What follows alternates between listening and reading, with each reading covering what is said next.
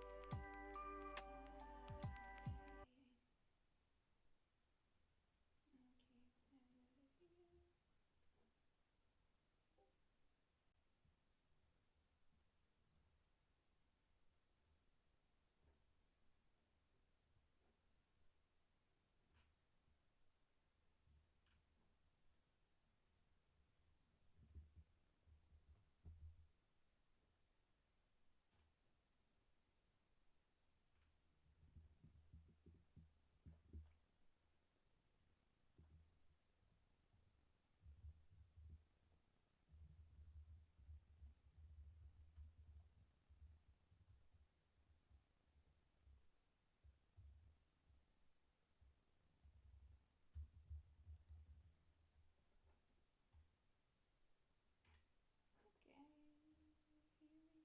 Here we start. Or do I also do blue sky? Oh my god.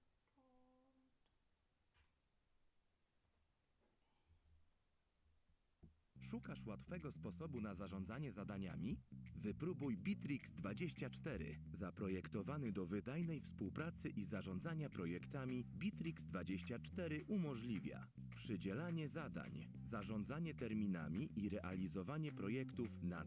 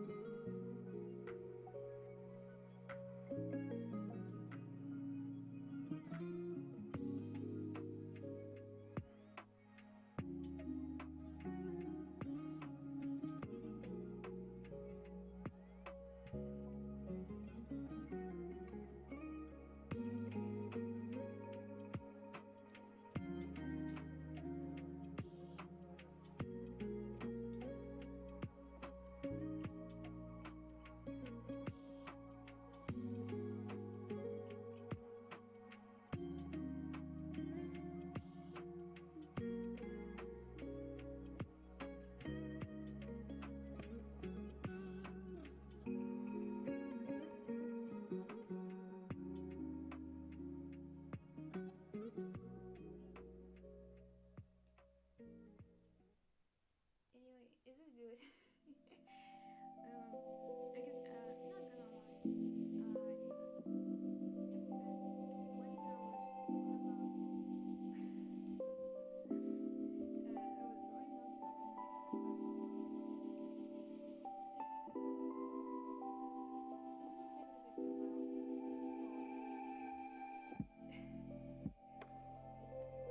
I will not say that it's a good fall asleep. It's something kind of diabolical, I would say.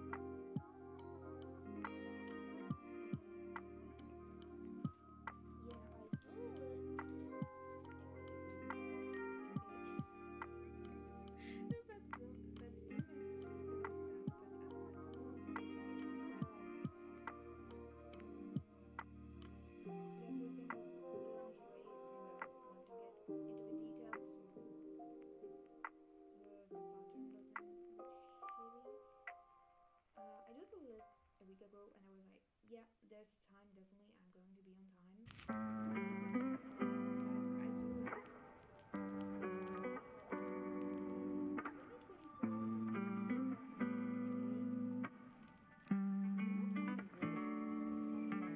either. It's not average. It's just decent because I started it really strong. So very happy actually. And then well, shit happens. By shit happens, I mean a very personally felt insane mistake. I was stuck in a hospital and honestly went to a lot of and a lot of family members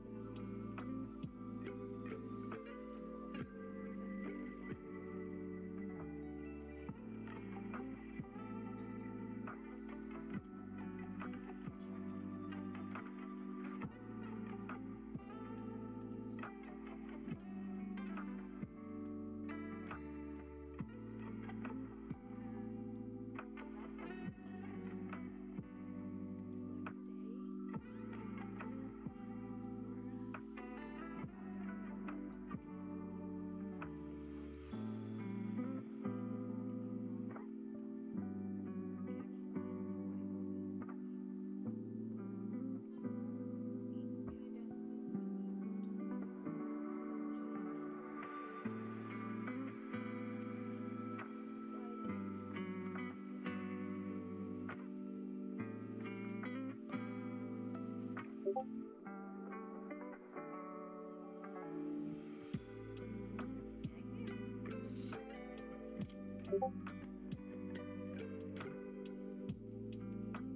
see if we can try to help make it stop. That was in April, like a day before I found out I got into Major Hospital.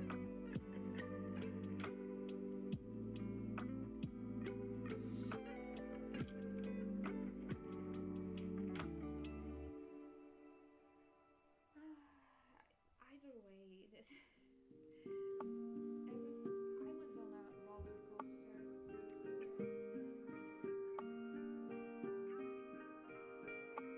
and after being accepted by family members and hospital, oh my god, the entire environment was wrong. So to be okay. For to be able to swallow the personal just what happened whenever the acceptance was already here. I say hi.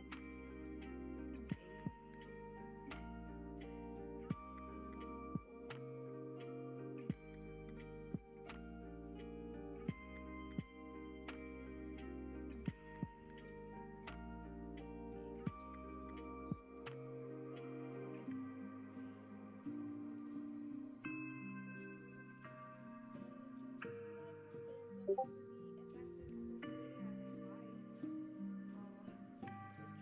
able to go on patient to do more streaming. My last stream was in August. So that was nice.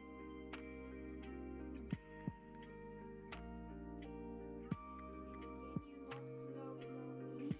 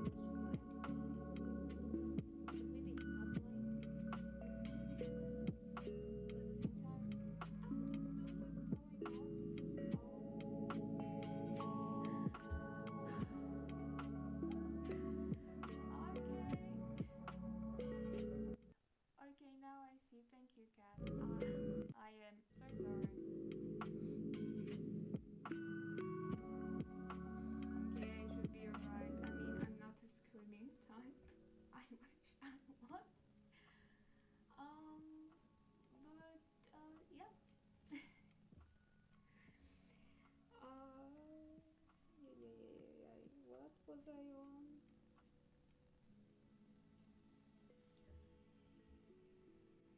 Yeah, basically I fell in love with French boulangeries. And it's like counterproductive when I'm stuffing my face with all of brioche and croissant. And, and then you come back home and your family is like, oh, you lost shit ton of weight. How did you do that? You go to your family and it's just like, oh, I ate croissants, and I swear they're going to keep looking at me like I'm a madman. I probably am. I still don't understand how it works, the weight wise. Because like, how do you do that? But at the same time, I was never a skinny girl. I was never the loud person. I was this quiet kid all the time. Here's the thing: I like people watching me draw because I'm just faster when people watch me draw. I'm just getting more focused when I have the audience, and I'm kind of more motivated because it's not doing it. It's not making art and then putting it on the shelf. Maybe not on the shelf, but like in the desk drawer, and not looking at it ever again. I used to make art that way, and my progress and my will to continue the art was just dying that way.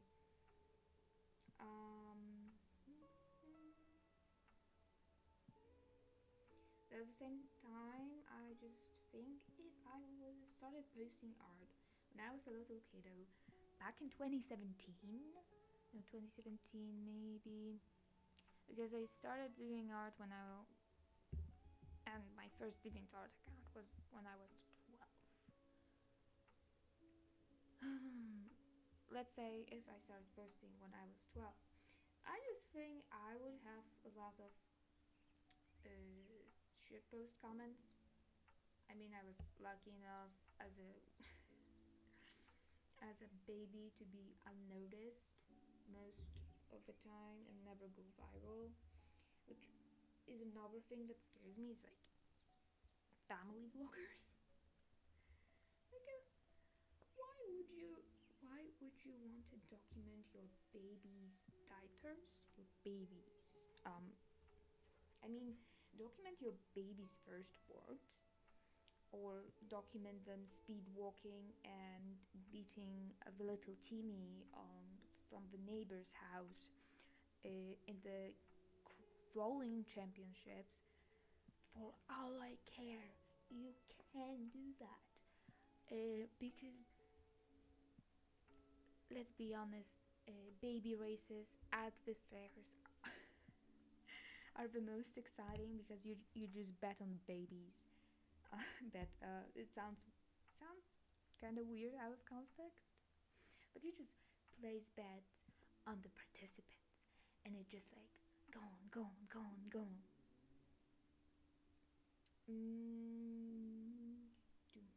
Most of the time, babies do not remember that. I do not remember being a part of that, and then I opened the old album of my parents, and let me tell you, my mom loved taking pictures of a little baby me. I I was part of that baby races twice in England, and I never won.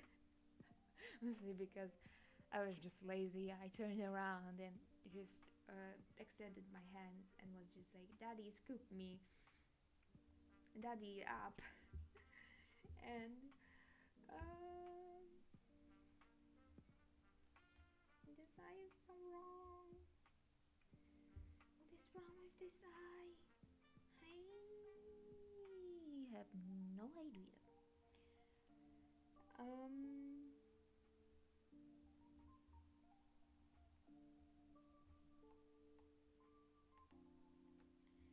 Wrong button.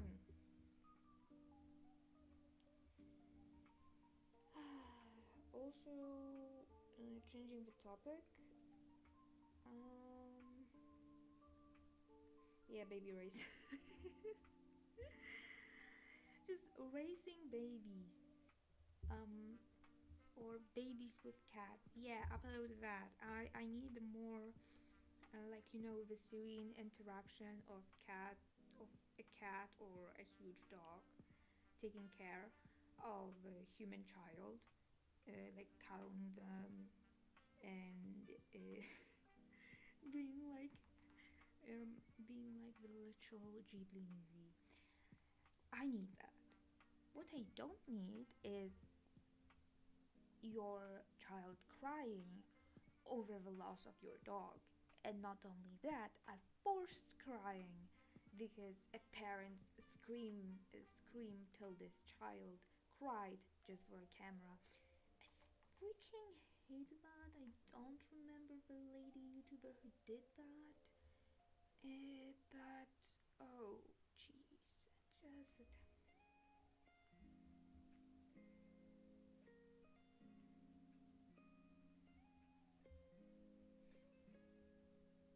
every time I feel like I am going to save it in the underpainting. Are you, Susan? Are we going to save it in the underpainting? Because I'm not sure.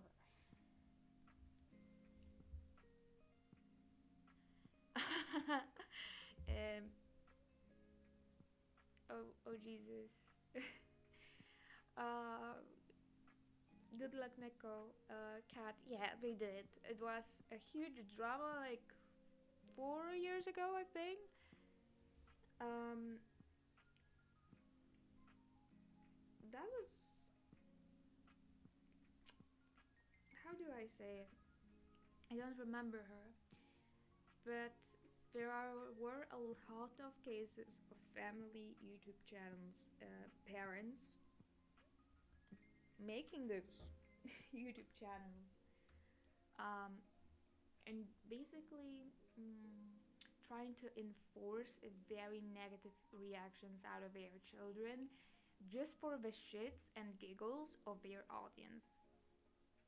And first that comes to my mind is Daddy05,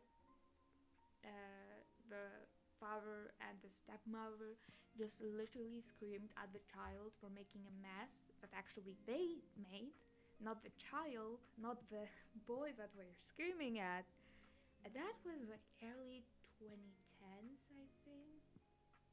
Thankfully, the boy is not with them anymore, but it's still like back in my mind, like, okay. Another thing is, I used to be screamed at as a child, and every time there is a Polish movie, when there is a scene when there is mother screaming at her child, I feel literal flinching emotions. And listen, I was screamed at when I would messed up at like 7, 8.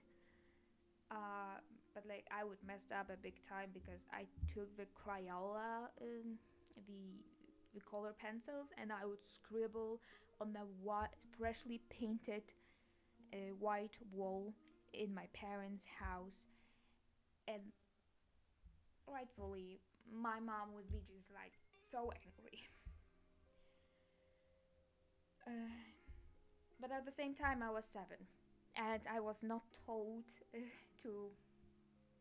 I was I was not told not to do that. If you know what I mean. So thinking that white, white wall like white paper, I can draw on that. And to this day, I remember my mom being angry about that. And every time there's a raised voice in the Polish movies that have the exact intonation and anger coming from the actress that was coming out at that time from my mother's, from this memory. It just, for me, it's like an instant whiplash backlash. And I just imagine those kids sometimes being like, oh my god, this is not going to end well for them. This is just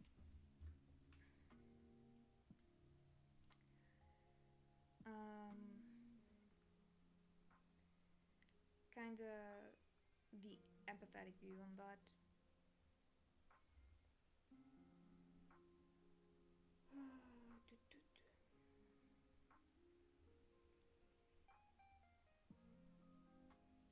Most of the kids won't even see any of the money. There is some family-friendly channels forcing their teenage children to perfect. If there is still some.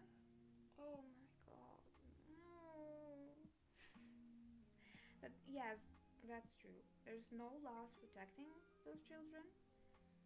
I mean, the Coogan law technically doesn't work for even the child actors because, from what I think, Jeanette McCurdy hasn't seen her money from the Coogan law account that her mother was forced to make. Yes, she was forced to make it, but she wasn't forced to put the money in it. So,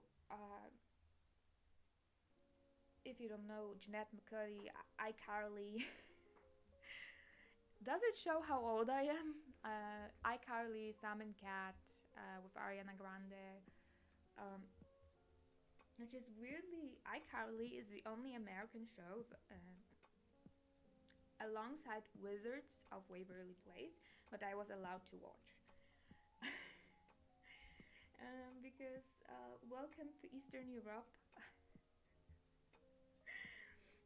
Maybe I should say it with an accent. But welcome to welcome. No, it sounds more British. It would be like welcome to Eastern Europe. Why did I put French? Oh my god, I'm so sorry. I'm bad at accents. Some people are not very like. A lot of people are prejudiced. That's for sure. And I realized that because growing up,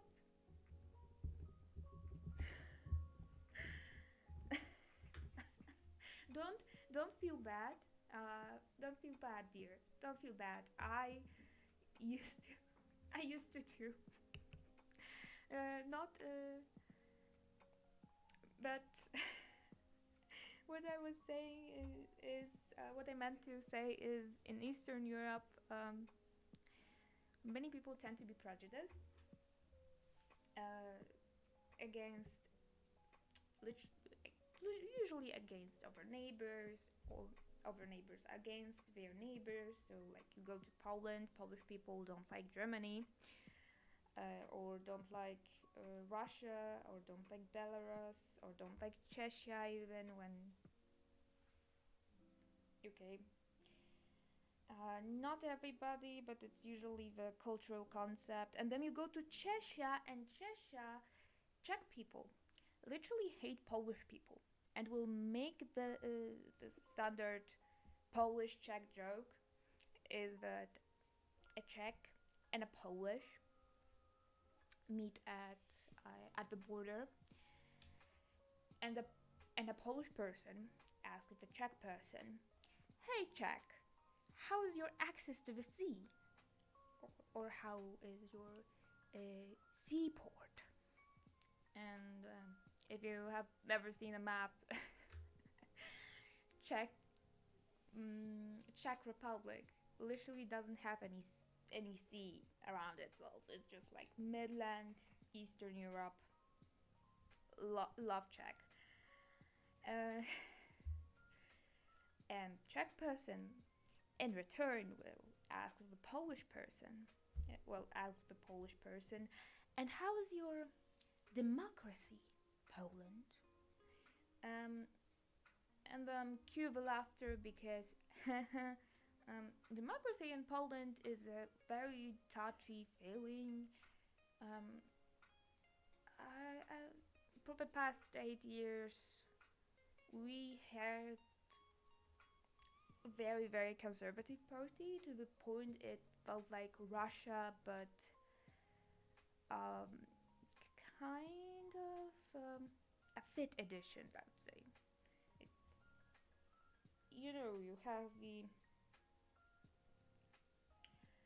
you have the sugary muesli, you have um, sugary breakfast cereal.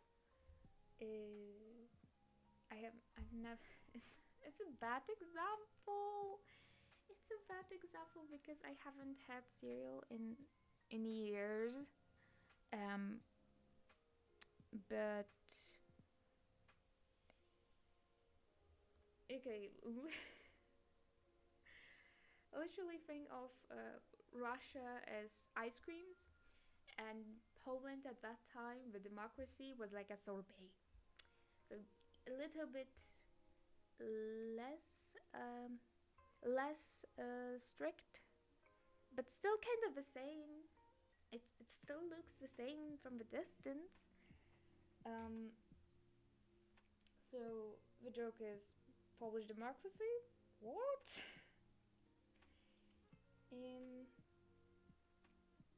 So going from that, I would grow up not being able to watch Disney. I don't have Disney nostalgia at all because my mom was like, you cannot watch American shows, you cannot watch American movies because they're going to make you dumb. Which is, oh, mother. I don't remember which actress was that her daughter is not allowed to watch Disney princesses. Because Cinderella is literally waiting for her guy, which I am so sorry. I hate that misconception because when you watch Cinderella, the original Disney Cinderella from 1950, in the art historian way, so you know the concept, you know when it was made, you know it's literally 5 years after the World War II, Grand Mundial.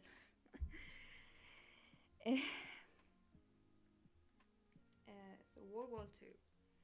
Disney animators were mostly men at that time, if not all men. The only women division at Disney at that time was coloring animation. So final coloring on the cell sheets. So at that time, Disney male animators was split to two.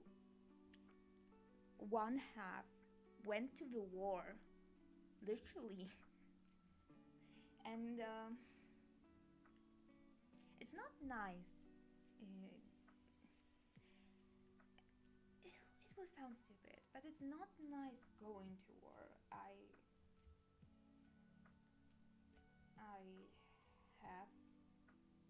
had, because this person passed away, a family member in military, but he used to be a part of Afghanistan war on the Polish-American side. And when this family member came back, they were a shadow of themselves. So, well,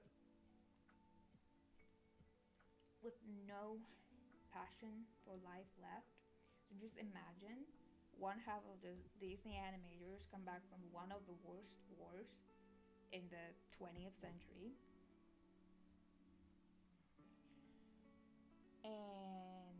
the other half was taking care of the American propaganda cartoons, which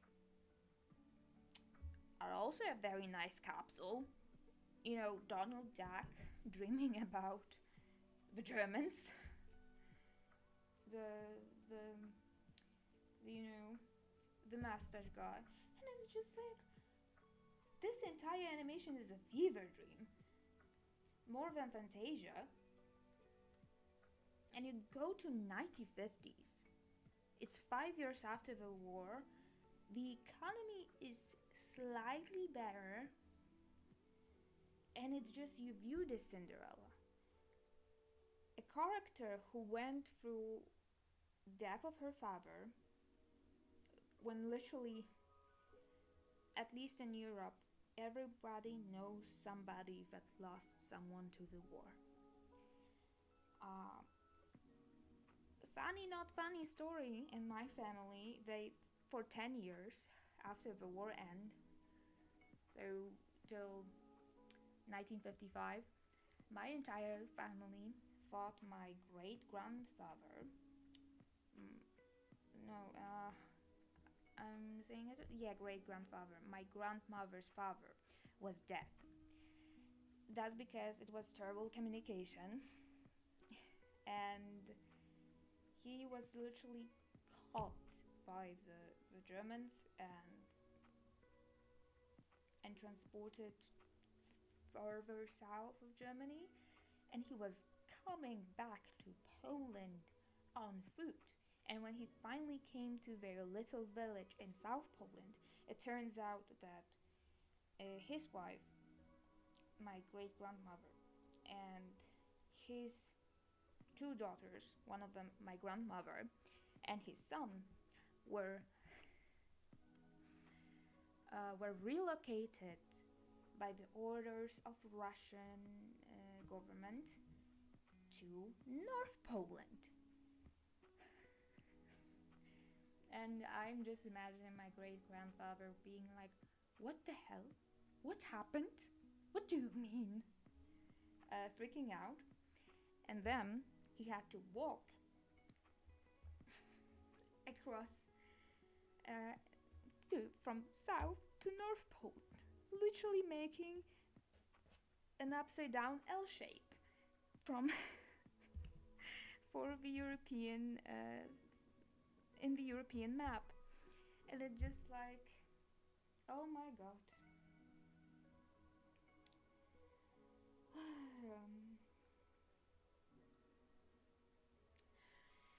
But thankfully he came back, and my great grand aunt was born after that. So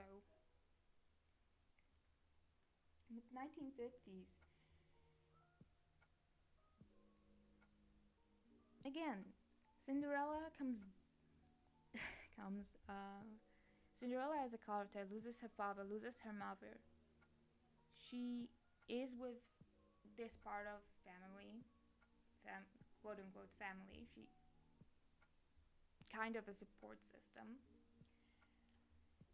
or not so supportive system, and she goes through hardship. She goes through a job that she wasn't required to do before, but now it's mandatory of her. And though at first when you look at it, it's like simple female chores. Yeah, because the French version of Cinderella, yeah, she's a servant. But when you put it in the historical perspective, it's literally women being forced to take over the male jobs because male were sent on the battlefield.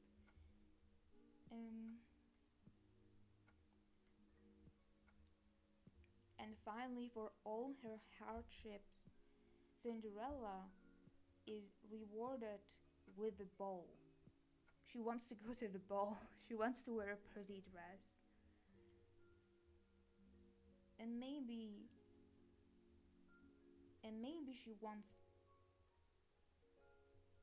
she wants to find love, or she wants to find a connection that's not her toxic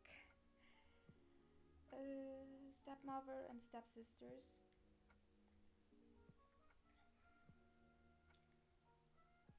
But and she finds it,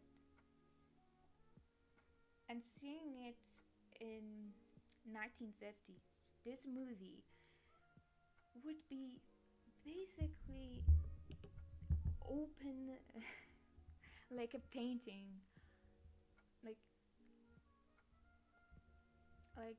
Eugène Delacroix painting of France liberty, leading people to the liberty, to one of the most famous paintings, just always covered because the female personification of France literally has one boob out, but oh well. And from this perspective, people would see Cinderella in 1950s as, oh, it's over this very hard period, it's over the Great Depression, we can start enjoying life again. We can start going to parties. We can start enjoying pretty things. It's not frivolous anymore. And when you view Cinderella from that perspective, suddenly this movie feels like a very nice time capsule. You know? It's just viewing the things from the perspective of that time.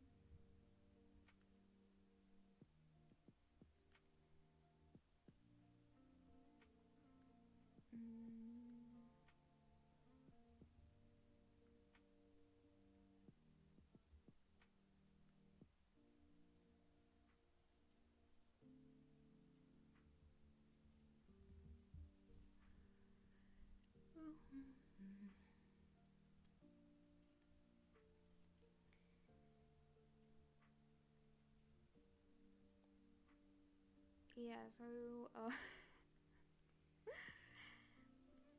I got on a rampage about Cinderella, but not necessarily that they need a man. It's just at the time, yeah, we all forget. It stuns me to recall that Snow White was made around one. I was about to say the way the Polish say the date, so 1937, but 1937. It's also a very different Hollywood back then, and also when you think about okay, I will write it in the chat that loving of cinema, it's very it's one of the French school courses that also animation school at Gobelin has, and it's that if you mispronounce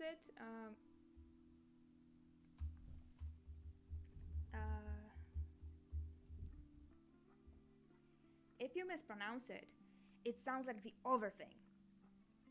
Like, you know what? And I am not. I don't want to say it. But I will just keep calling it loving cinema. One of these classes taught me well is remembering the context of the film, because a film and an art has a context, has a societal context to itself. So it's not like it's echo chamber. Yes. Like, yes, you can say Snow White and and Cinderella and many different animated films. Sorry, my voice. Are timeless. They are timeless, and they're very good. But some of the things that um, hmm, how do I say it? It's one of the things in Dumbo that we had to cut out when they made the new version was a song that was about black crows, and crows were were a stand-in for a black from a black American community, which at that time it was once again 1950s, I think, or 1940s. It was the golden age of Disney, but at the same time in America, 1940s, 1950s, 1960s, it's the segregation period. So something does not age as fine wine. Some things in their cultural and also time period context, they make sense.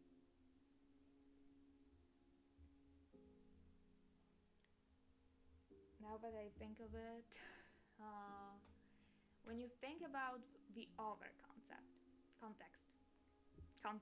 damn it, context is that very popular thing in the fiction in the early 2000s, mid 2000s, early 2010s. We're talking 2009, maybe 2008ish, till 2014. What was popular? Love triangles. Who started? Stephanie Meyer and Twilight. And I bet your cookies. I bet your Christmas cookies. And I bet my Christmas cookies on that. You went to any teenage movie or any young adult movie that was produced, directed, written, or screened between 2009 and the Twilight hype era till 2015, when everyone started hating on Twilight, that, oh well, so many movies that didn't need the love triangle plot and didn't have love triangle plot were suddenly marketed as love triangles.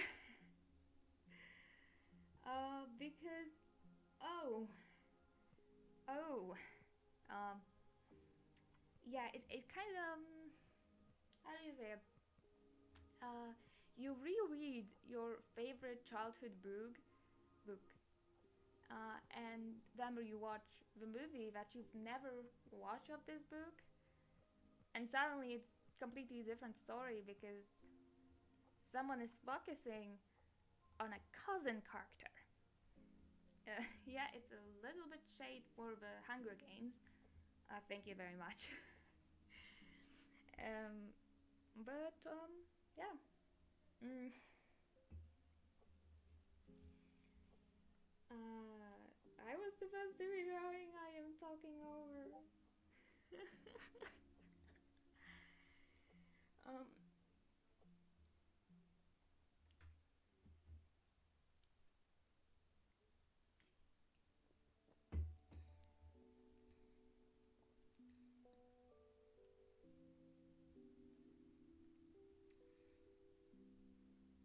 Either way, trends come and go.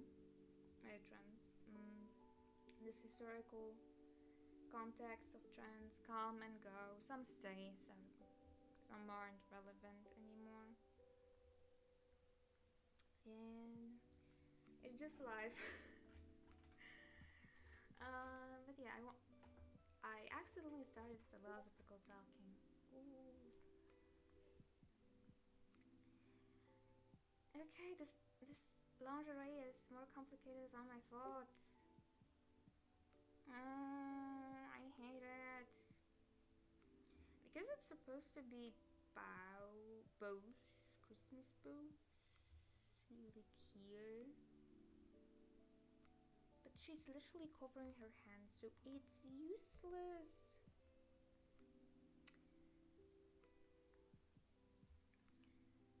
And it's a pity because I love those hands. I love how I sketched them, so I'm not deleting them. Maybe I could delete this one, but it would be so dumb to do it.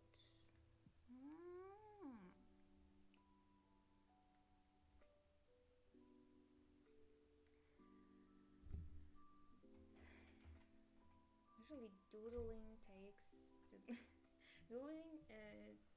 takes no pre-planning for me, and it shows.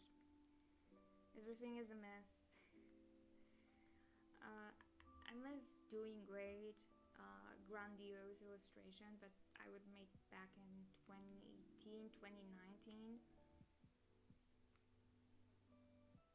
Yeah, thank you, good luck, Nico. Yeah, I think I'm not deleting those hands. Though the lingerie is very pretty. Here's the reference.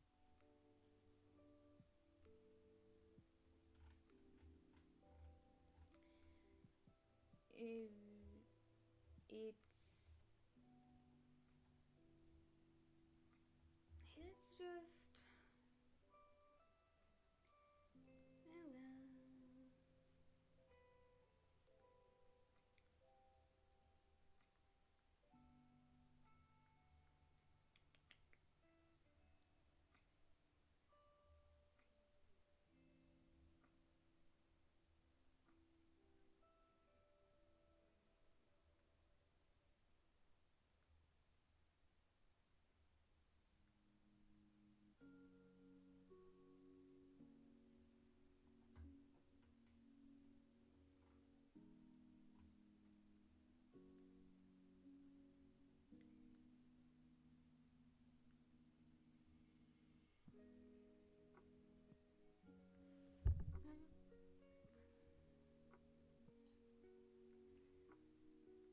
well. So I miss doing those grandiose illustrations because now I don't have time for that. It's I just missing doing backgrounds. I had those 20 hours on a bus, and all I was doodling was the Scaramona comic, and I focused so much on backgrounds. The characters itself, I was just like, oh, I'm so happy.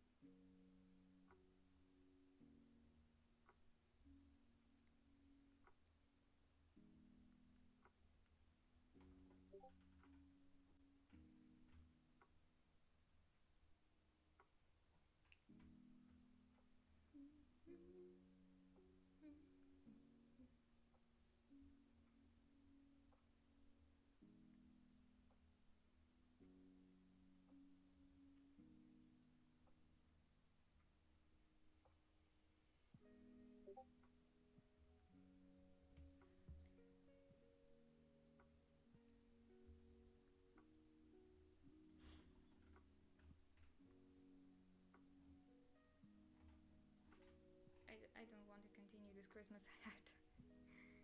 Please. One, two.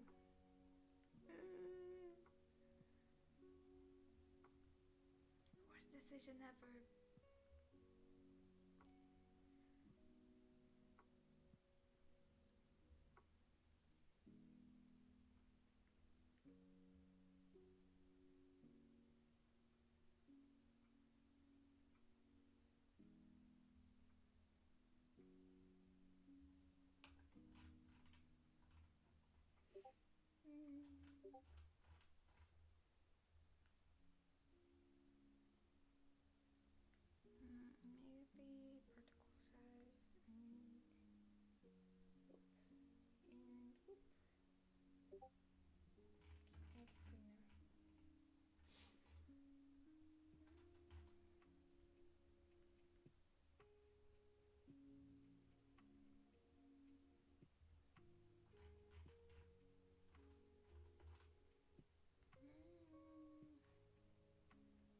sorry. I'm redoing this smile multiple times just because I'm myself. I'm not sure about this. This pose is interesting, but the face is kind of boring. Um, well, Robin has the opposite. Her face, her face is very distinct. It's very pretty, but her pose is very stiff. It's very falling apart, and ah.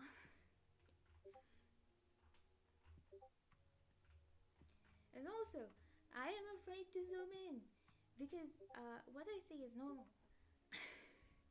What I see is normal. You know when you know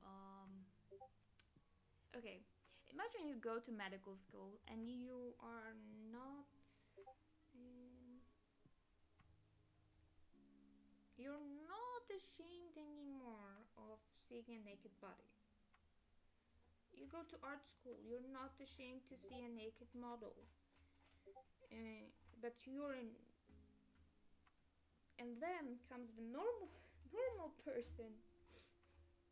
Okay, I will do it to views like that. I win, you win. And um, and there comes a normal person, and it's just like a dick, an ass. Ooh, nice. And I don't know how over to put it, but I don't see anything sexual in it. I'm just drawing curves. I'm just drawing a human body. I'm putting a pretty lingerie on it. What is sexual about it? I mean, I love this character. Uh, and that's only one thing. There's this unfortunate misconception that mostly that so many not safe for work or artists that draw pin-up are horny all the time. The real answer is no. Usually, the the the spark is, yeah, the spark is alright, but the spark leaves at the sketch. The spark leaves once you try to configure the scene. The spark leaves your body when you're coloring it. and um, and it's just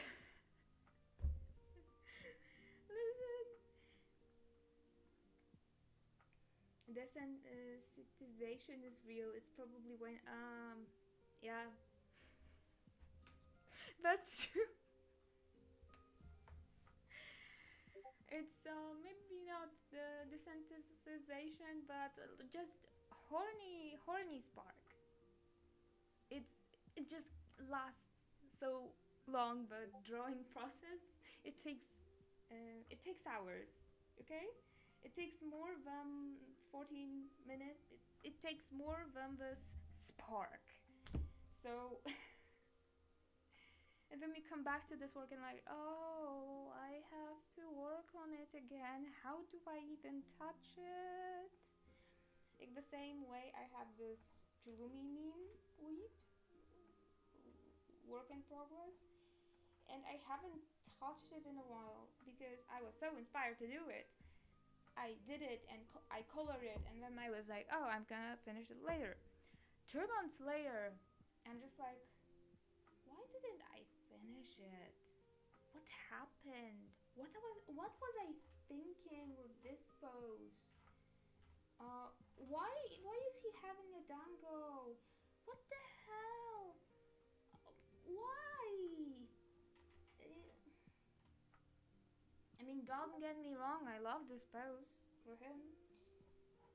It only shows that if Lumine was about to spread herself, lie on her back, on the blanket, she would be the size of Child's All Legacy 5. And I love this size comparison. But at the same time, I'm just like, why closed eyes? Why? Why is not the dress continuing here? Because I remember in the design it's continuing here, and here's the golden ornament. Why did I stylize her hair like that? Because it's a very blandish. And why does this hair not follow perspective? And it's just, wow, where is my spark anymore? Um, my favorite thing is the only thing that I've done is I did his hair some justice to darken him, and it looks better far away like that.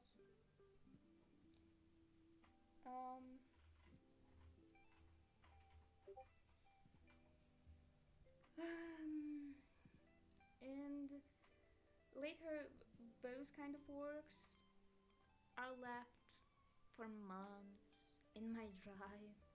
It's just, I am so ashamed.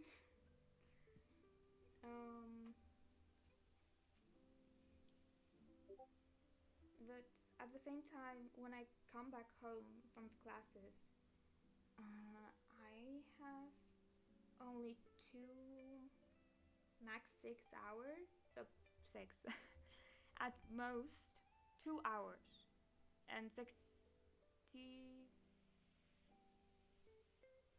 hour 60 minutes. Oh, math doesn't make sense, I'm sorry. I have 1 hour 2 hour at most to do my stuff, so I'm not I used to pick stuff that was almost made, that was so clean that I could sit on it for just 10 minutes and pick another drawing, and then in my mind I would say, oh, I draw 2 drawings today. But really no, this one drawing took a week and I just finished one, and then I went and finished another that also took a week or maybe 2 weeks. And that's how I used to put them, but prioritize them. But now I'm just like, oh, I'm interested to draw this character in this costume today. Oh, I am into doing this today and not doing that.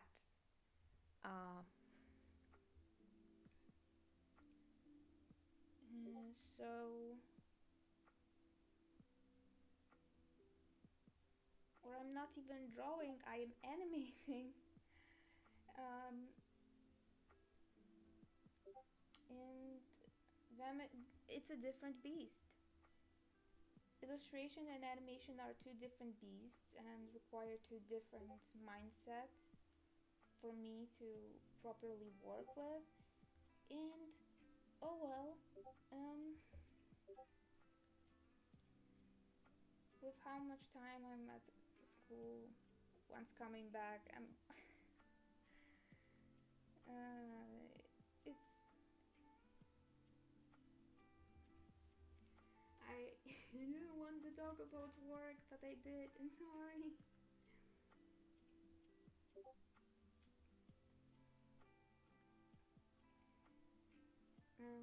But here's the thing, I love what I do. I wish to do it full time. But that's only if I can.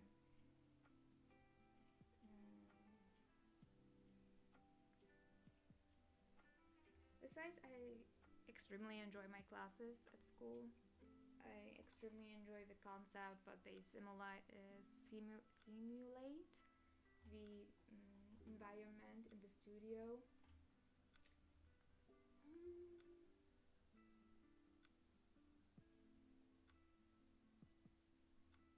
So, like, the main teacher is the art director, maybe not art director, but the general movie director.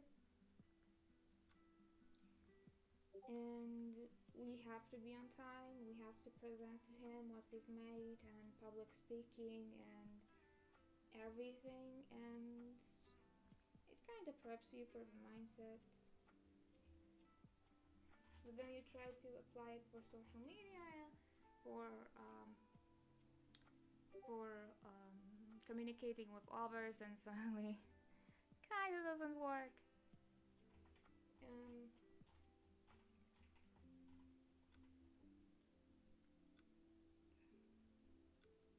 you're 9 hours in the environment, and what do you get? For me, it's a croissant. Sorry. Which, by the way, my landlady was asking me recently, how is your school is in English, right? And I'm like, yeah, because most of the industry is in English. And she was like, oh, so that's how you're surviving, because my French is not very good, and I'm just like, well, yes, well, my my French extends only to going to boulangerie and asking and ordering the stuff at boulangerie. I can pronounce everything, but and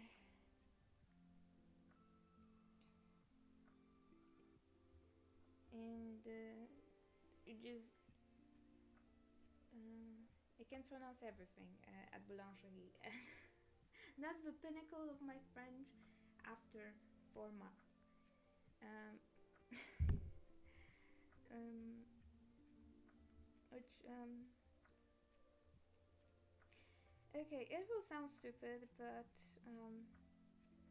I watched a few episodes of Emily in Paris. Now she's probably in Rome, I think, in the next season.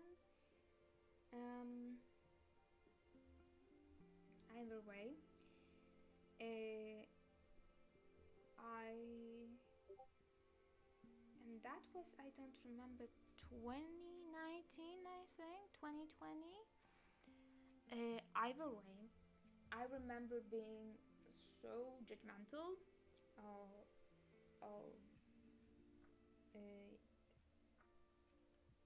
I think the actress was Lily Jones. Maybe not Lily Jones.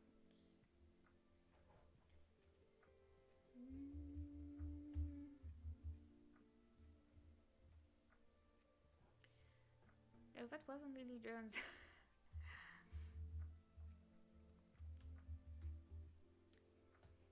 Oh, it's comedy drama. What'd you say? Oh, Lily Collins. Apologies. So either way, I remember looking at Lily Collins' character and being like,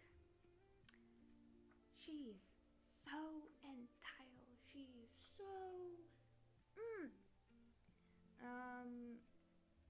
because while her character is a literal caricature of American coming into Europe and asking everything in English, thinking that English is lingua franca, but in politics, and that everyone knows English.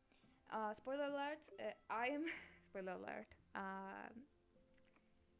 Which, by the way, I am the only one person in my 50-person family that can speak English and can speak French, mildly.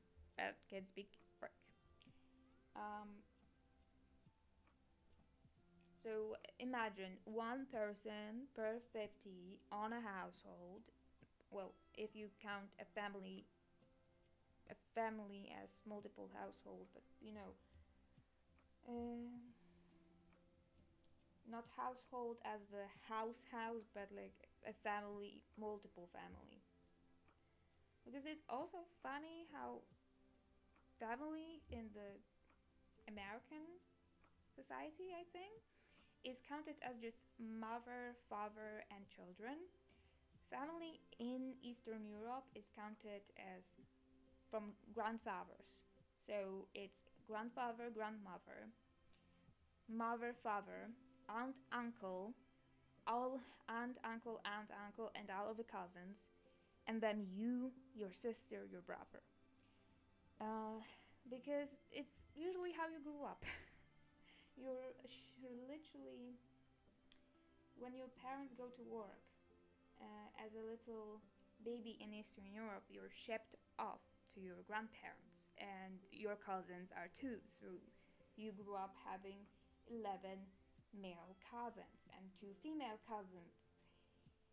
Um, and well, and being brought up that way instead of going to the kindergarten or preschool till it's necessary, which was the best part of my childhood. I drew literally entire time I was with my cousins. It was like kind of our favorite activity together, like just drawing. Like I would draw one part, like a circle, then switch the paper to my cousin Thomas. Then my cousin Adrian would give me his paper that had a triangle on it, and I would add something to it and then pass it to Thomas and write in a circle. But there was like usually a 5 or 6 of us, so it was fun.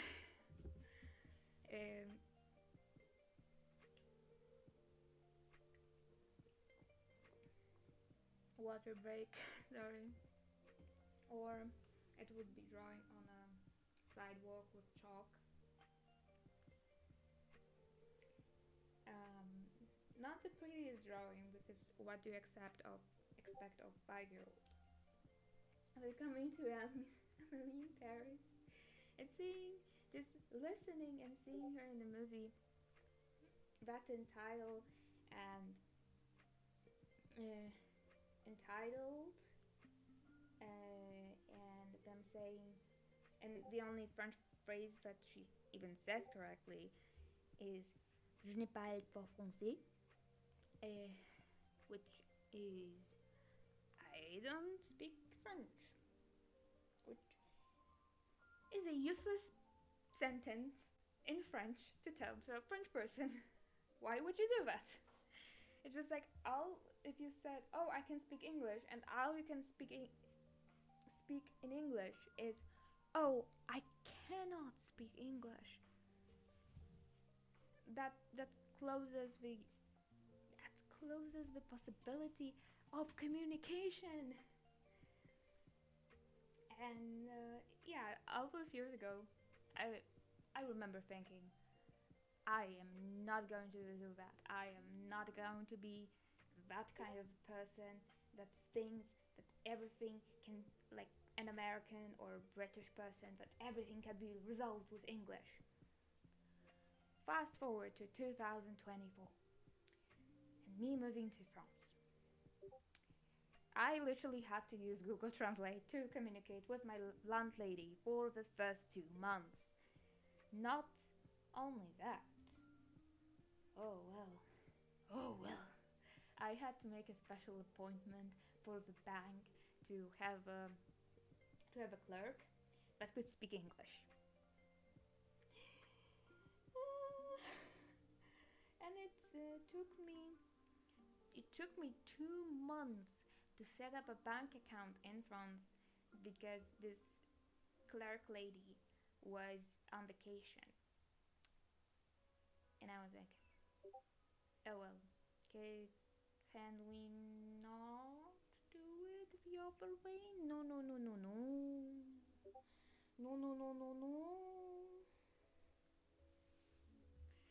And just reminding, oh, now I see, I made her phi to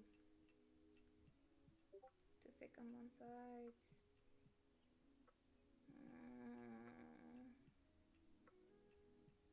But I liked it that way. What? Oh no.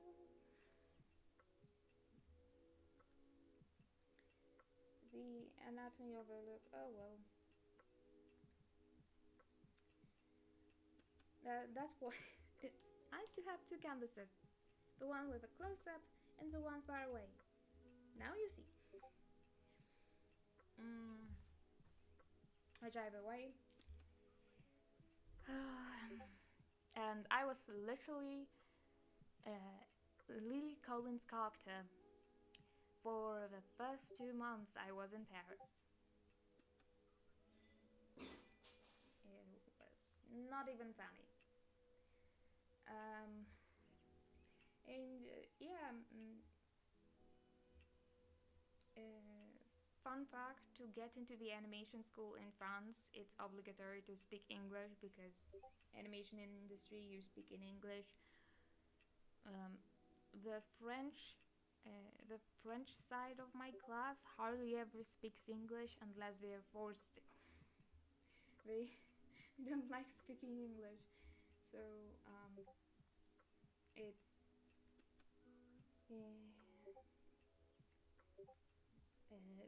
us, the internationals, the English people, we laugh. We're all from different types. We're all from different sides of world. Um, because yeah, I'm from Poland. One of my friends is from Italy. From Indonesia, we have two girls from China. We have one guy from Taiwan. One from South Korea. Um, yeah, from Asia. That's all. Then from Middle Eastern, we have I think she's from Pakistan. Um, then we have from Russia, from Poland, Italy. We have France, Portugal. One person, I think, from the UK. Um, and we have two Americans. Yeah, yeah, if I'm counting correctly. So not everyone is an English native. And we were just like, okay, it's time to grind Duolingo.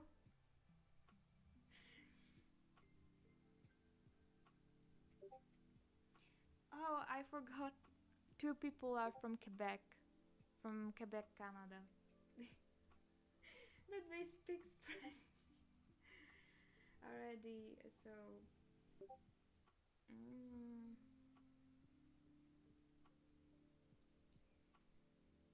uh,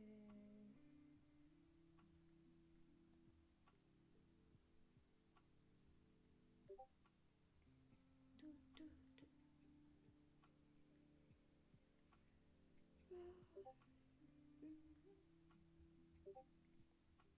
So between classes and grinding Duolingo.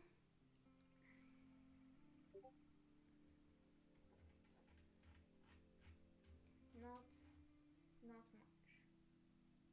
Um, are you self-taught or did you have to take English in school? How do I explain it? In European schools, most of European schools, you don't take electives. Just subjects are mandatory, and one of two mandatory subjects are two foreign languages. So you study your own language, which is literature and grammar class for your national language, which for me was Polish. And then in Polish school, mandatory was English till since I was 5 years old. Um, well, since I was 6, but I started going to the kindergarten when my parents were still, when we were still in England, and then we came back to Poland and I had to redo stuff. So oh well. Um, but long story short, since first grade or grade 0 in preschool, I had mandatory English. So kinda, semi-kinda. English is like my second language, or the one that I've been speaking for close to 16, 17 years. Wow. Time is flying. It's 17, 18 will be next year. So English was mandatory, and depending which part of Poland you are and how fancy is your school, that's also the thing. You also have to take the second mandatory language, and you either get to choose with the fancy schools. With the fancy schools, the choice is either Spanish or French. I didn't get that choice, so I was forced to take English. I was forced to take German in seventh grade. And in the seventh grade, they introduce you to the second language, to the second foreign language and your third language. And oh well, love European system. And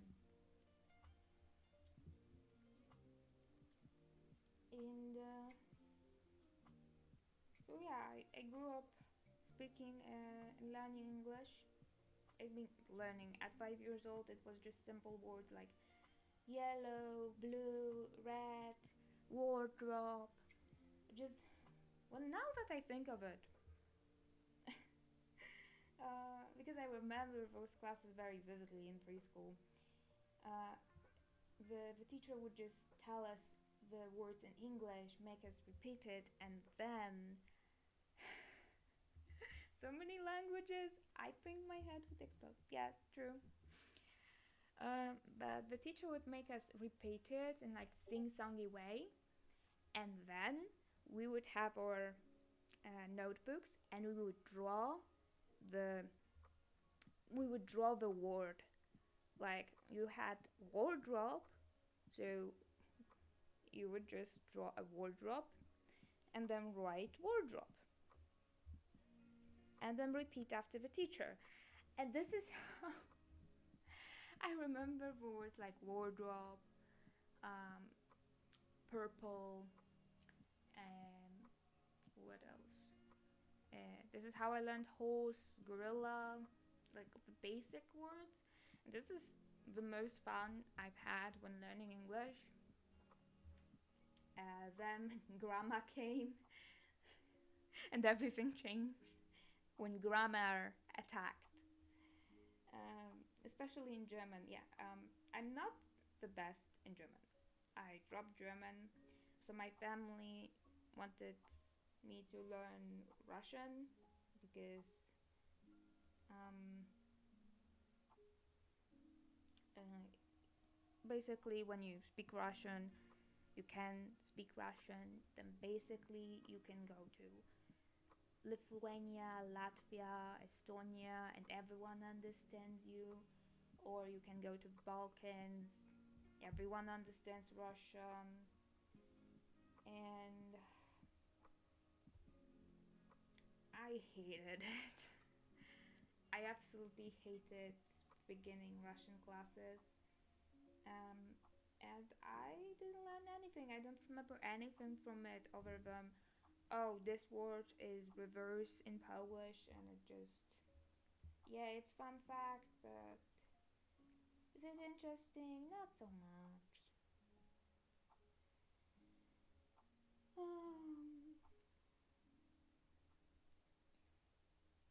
But otherwise, I love learning languages because you have the visual language, linguistics, you have the visual language in art, and then you have the communication, which is linguistics. And that way you also learn other cultures.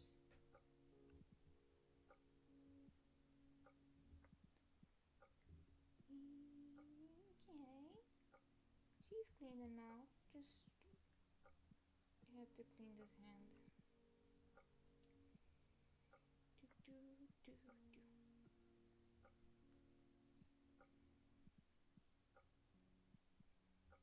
And yeah.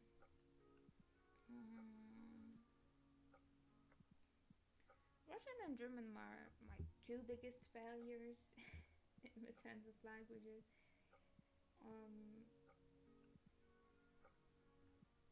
If my family is like, but you can speak French, you can speak Japanese, you can speak English, it's already good enough. But sometimes it's just like, yeah, my family is making joke about, because most of my family speaks German or speaks Russian or speaks both, and they make joke about this series that is only available in Russian or only available in German, and I'm just like, what do you mean? Or the joke that only makes sense in German. So go figure. Kinda feeling left out. Here's the thing. This finger, it's too long. Because it will be metal. Then here's the ring finger. Do we chat question? Do we want a ring on the finger?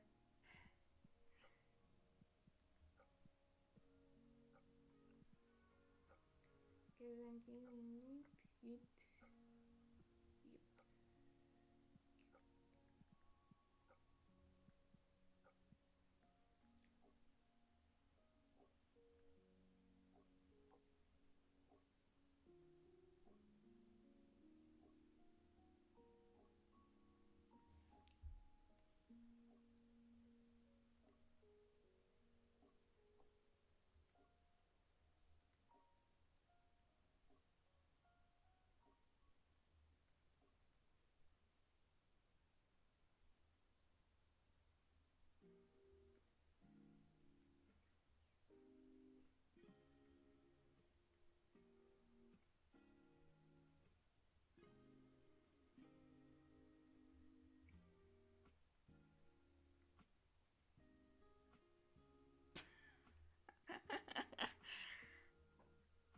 Okay.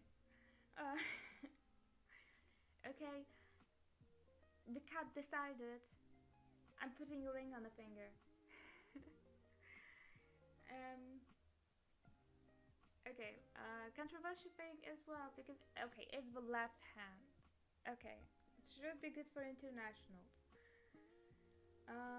Because here's a tidbit: in Poland, you wear it on the right hand.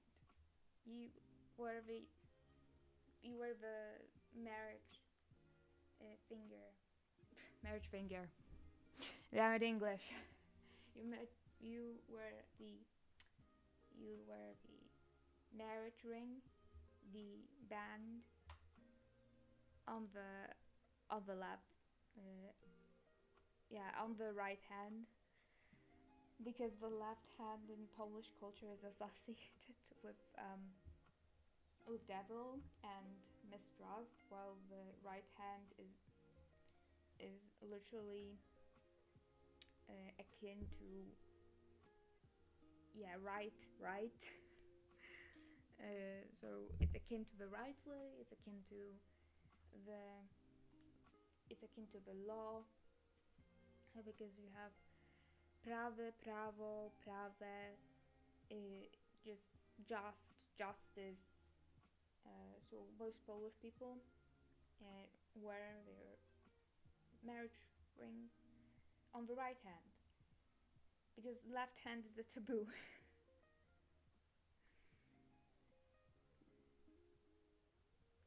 Ages ago, that I remember my friend telling me about her father. He was born left-handed, and oh boy, when they found out it at school, that was the time, 60s, 60s, 70s, it was okay to beat children. legally it was all right. Not that it was okay, but it was a historical thing. And he was so bullied by the teacher and spanked with a long wooden eraser every time he would write with his dominant hand, with his left hand. uh, and he was forced to learn how to use his right hand in writing, and basically he forgot how to write in his with his dominant left hand. So yeah, just for being left-handed. um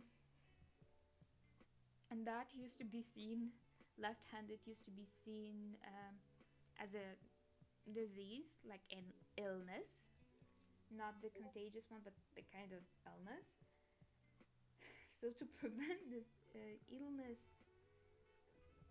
it was just forcing multiple left-handed children to write with the right hand. And because of that, um, it's just this association, cultural association with left hand being the devil hand. Uh, I always have, I always, I had to go to Twitter 2 times, 2 separate times, and just tweet, "Hey, what, what, which hand is the hand where you put the wedding ring on? Thank you very much. I don't know." Because not that I remember there was one tweet: "Go and see on your parents." Um, and I know this person didn't mean anything bad, um, because my parents recently got married at that time. But my parents had it on their right hands, like a Polish couple would. And I was thinking, do all internationals do right hand or left hand? And it always confuses me, because apparently Poland is the only one that does the right hand. And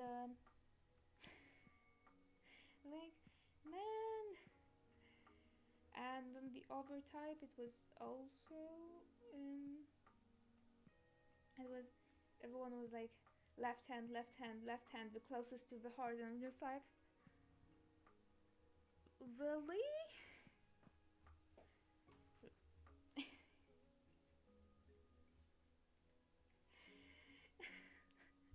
I am laughing at myself because yeah, it's just sometimes it's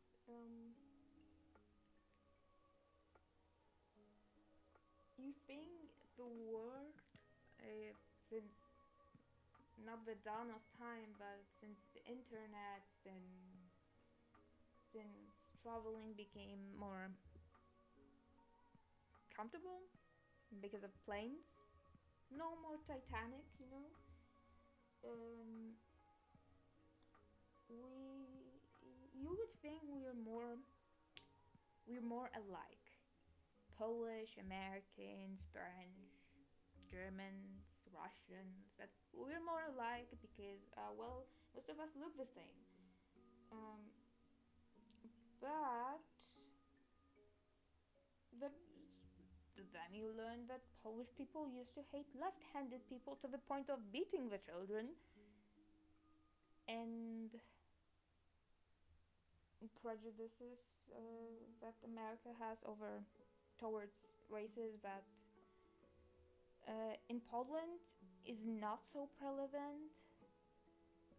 At least when I asked my friends, they were like,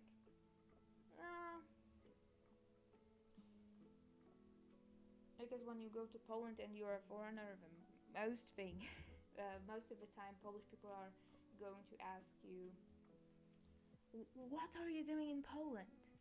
And it's not more what or and you, are doing in Poland. It's more about why uh, and Poland. Because most of Polish people don't see our country as interesting. So every time there is an Asian person, there's a black-skinned person, there is even a tanned person. Everyone is just like, hello. Kids like to go to people and just train their English. I know I used to do that. Mind you, towards Chinese students, Chinese exchange students. And being like, hi, hello, what are you doing in Poland? Just excited why someone would decide to pick my country for an exchange and what do I think about my country. Because if I had a choice to be born in Poland, would I? Maybe. It wouldn't be my number one choice.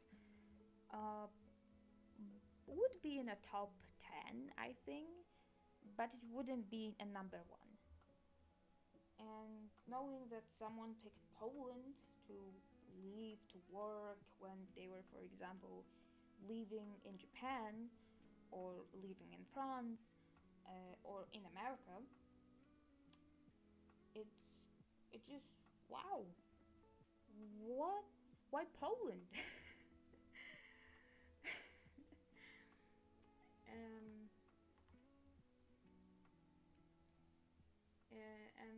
curiosity sparked. So you think we're more alike because of the internet, but we're not really.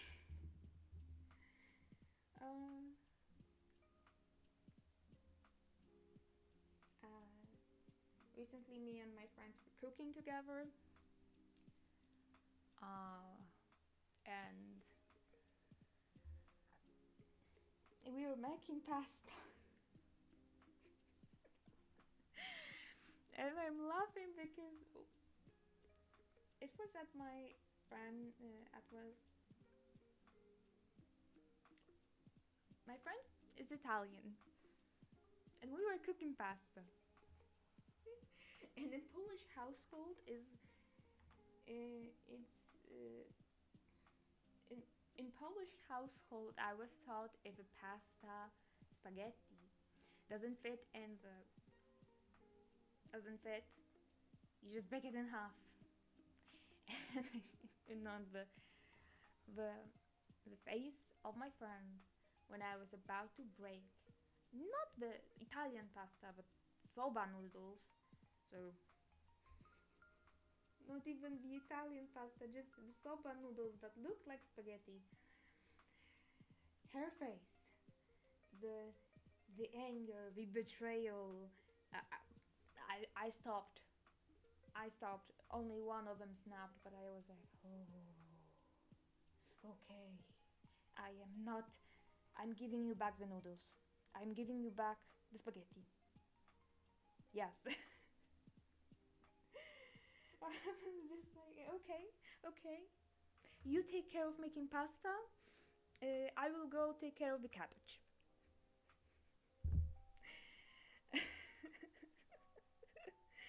But no, that was the most fun time I've ever had with my friends.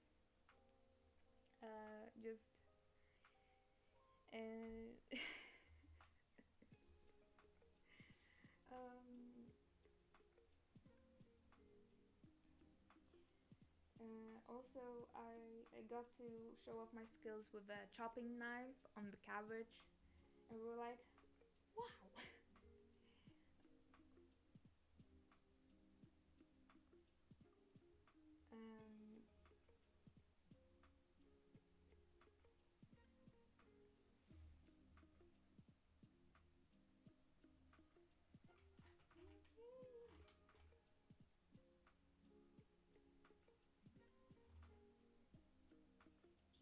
She pretty, she alright.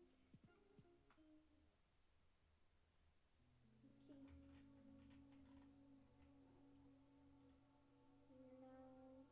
Now to the cleaning. Okay.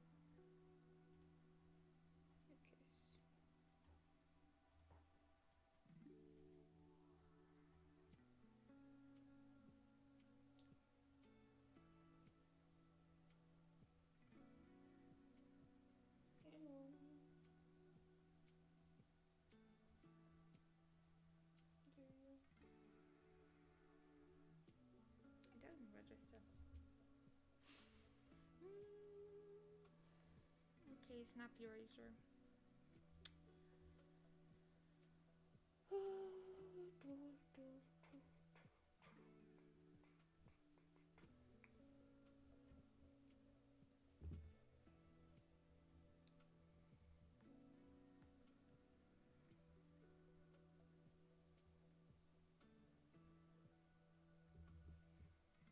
Sometimes works, sometimes doesn't. It just...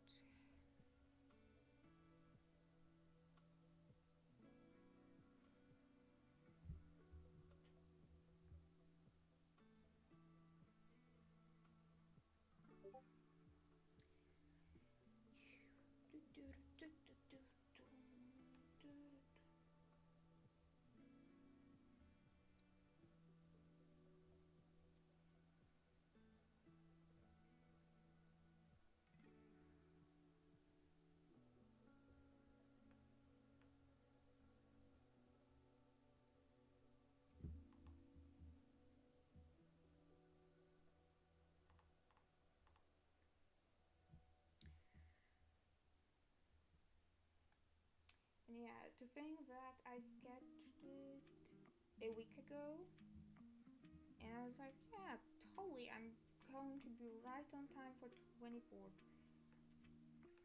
No. No, I did not.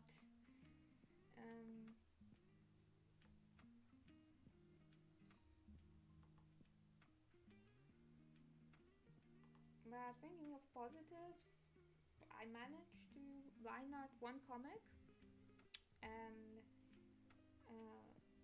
and storyboard one animation.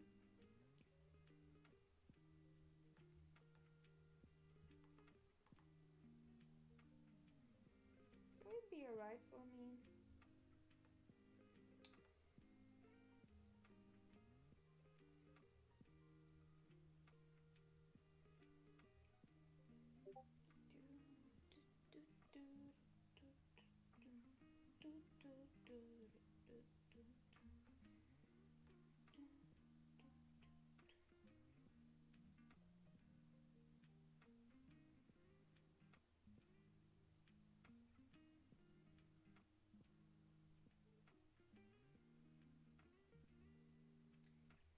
I think I will just cover all those choppy lines with overpainting and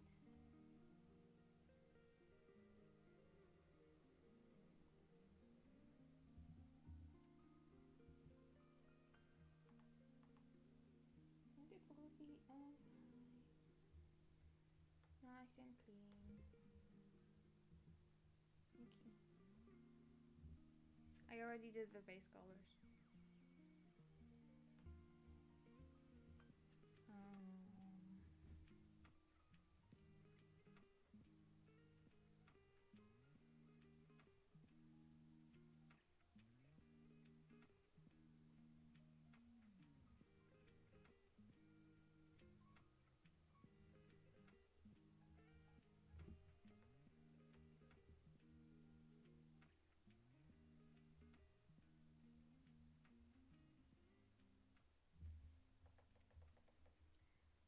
The base colors, but I mean a bucket.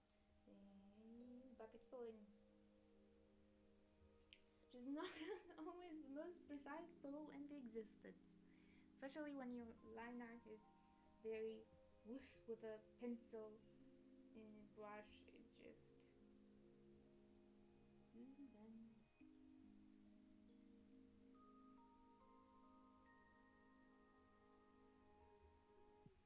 Sometimes, oh man, I would probably have less work if I did lineless style.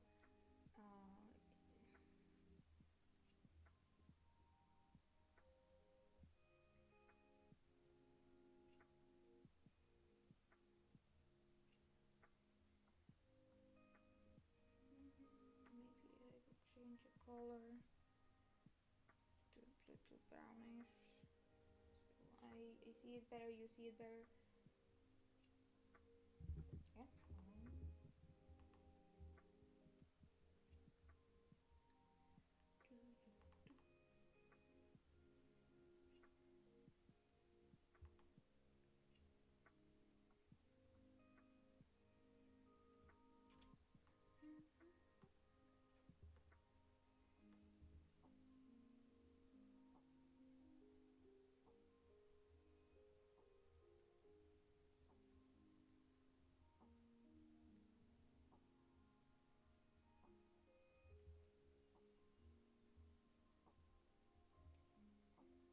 Okay. Now moving.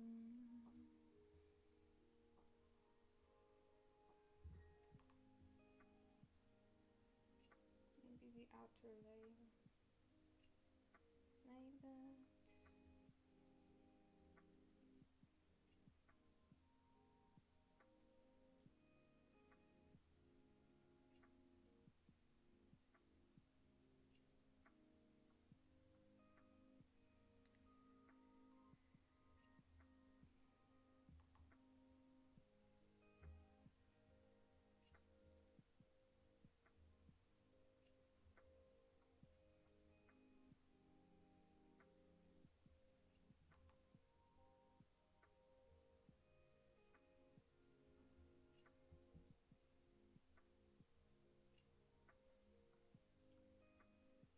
Mm.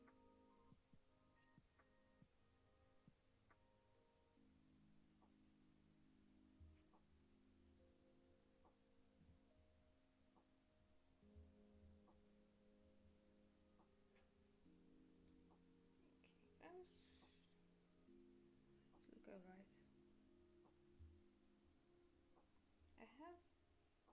I have to find time to adjust my Lumine palette because those are very old colors.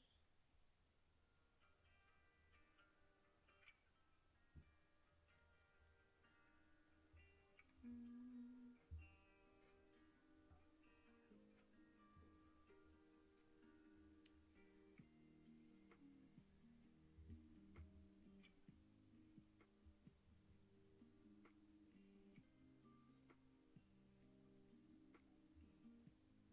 Maybe a little.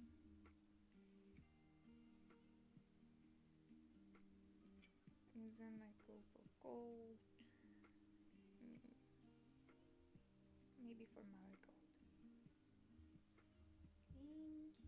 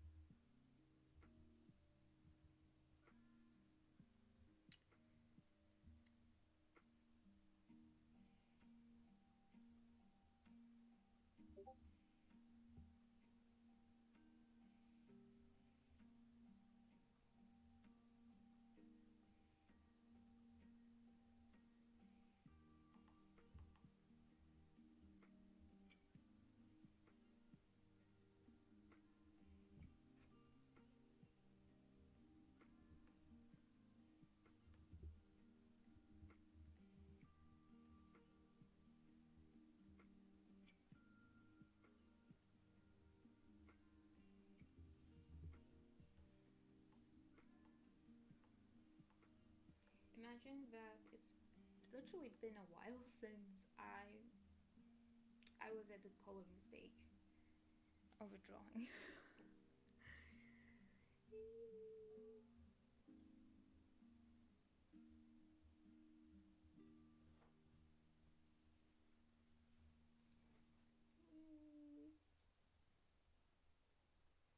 Yeah, I think I want to adjust that eye. How about I flipped it?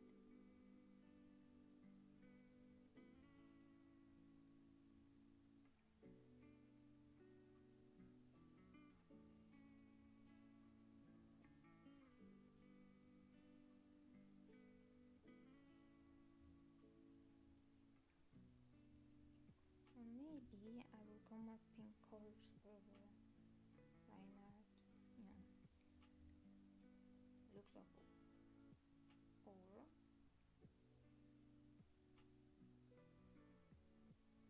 it still looks awful.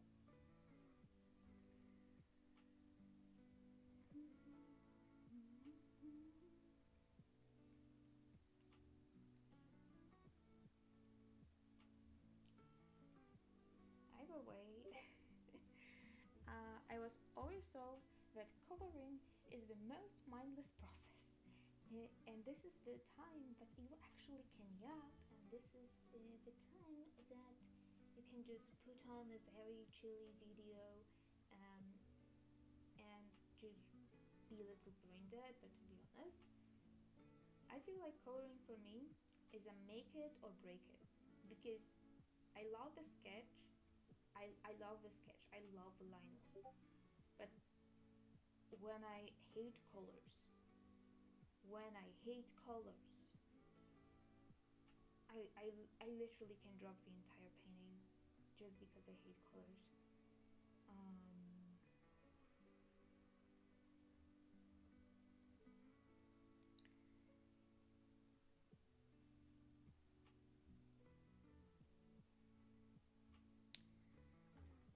It will be a little bit sheer, so maybe.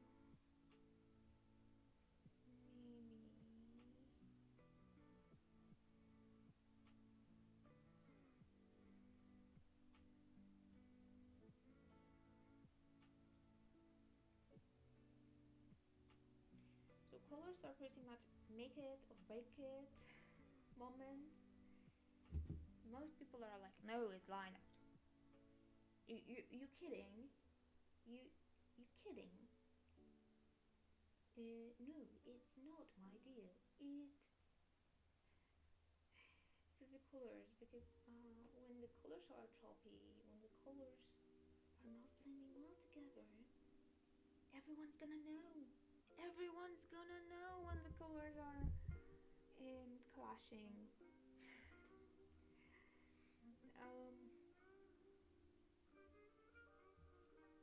And sometimes it takes forever to render for it to be my satisfaction level. I'll take the reference off because I will adjust those colors anyway.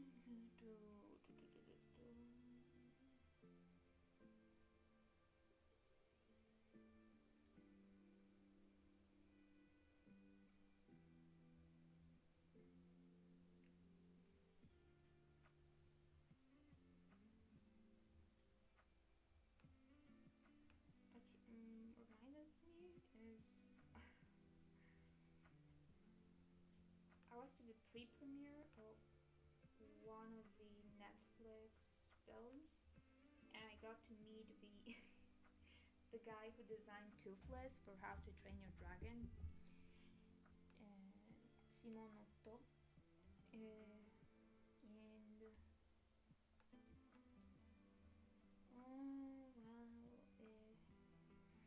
and just how excited he was for a live action version of How to Train Your Dragon, and it was so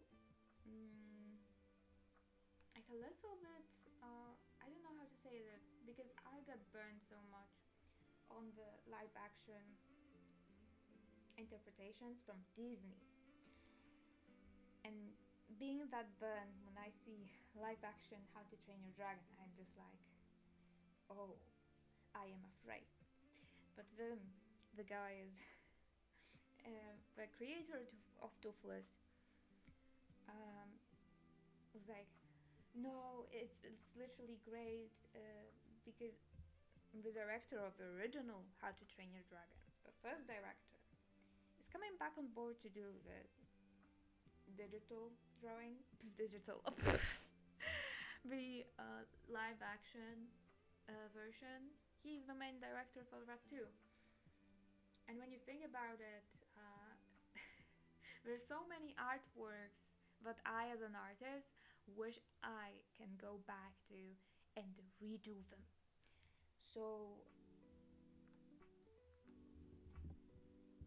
maybe in a different style, maybe a different interpretation, and I then I can get excited for How to Train Your Dragon.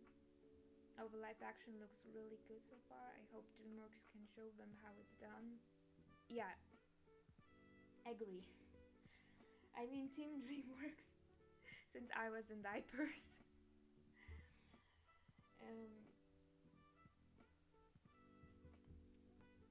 As frankly, my mom thought Shrek was English. It was British English. And I was little. Only shows.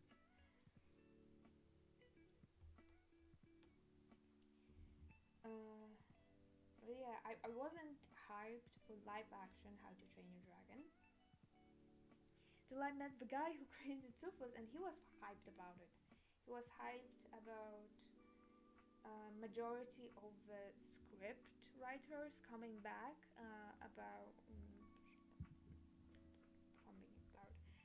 coming back on, about the costume designs, about the set location. He wasn't a part of the live action Simon Otto, the creator of Toothless, and sad for him because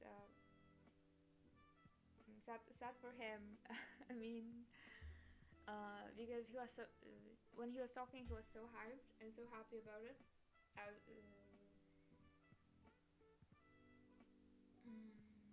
And to this day, even in the live action, they are using his design. Got to ask whether he was a part of it or at least getting royalties, and he was like, unfortunately, no.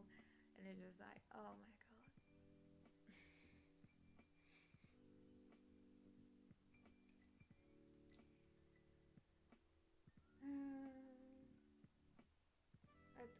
Very kind guy.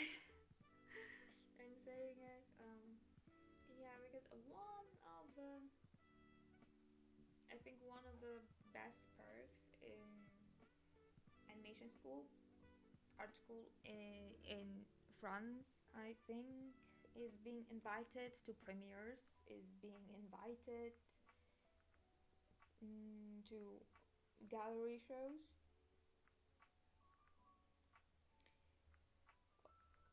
That way, I mean, the most I talked was to the creator of Toothless,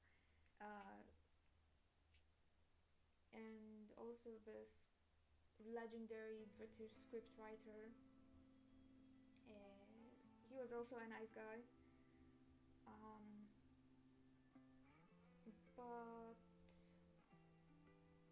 sometimes the events are so packed I would say. Yeah, packed. Um, like the schedule is so stiff that there is no way to talk.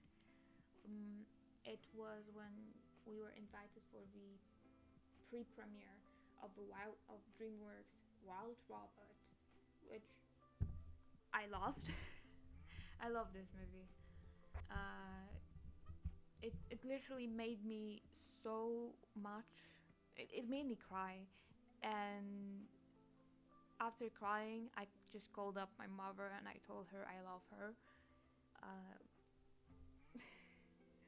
because that was this type of movie that made me feel very emotional, very nostalgic. That at this premiere, Chris Sanders, the creator and director and the storyboard artist and the story artist of Lilo and Stitch, was there. We didn't get to talk to him,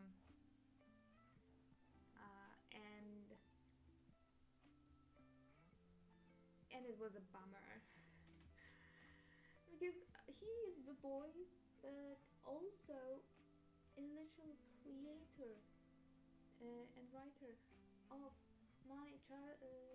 of my favorite movie, which yeah, it's Lilo and Stitch. Hate to see that in live action.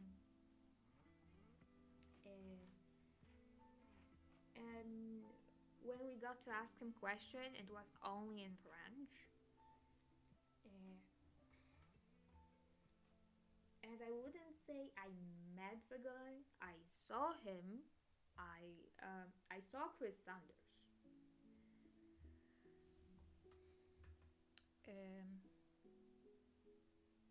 And also that same way when I met Simon Otto, I can say I met that the design artist of Rapunzel.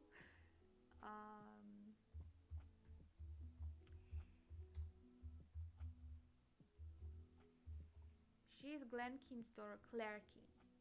I'm that the same way I can say I saw Claire Keane and Max Keane, the children of Glen Keane, at one of the premieres. They were literally right next to me, but they didn't talk. It was the same with Chris Sanders.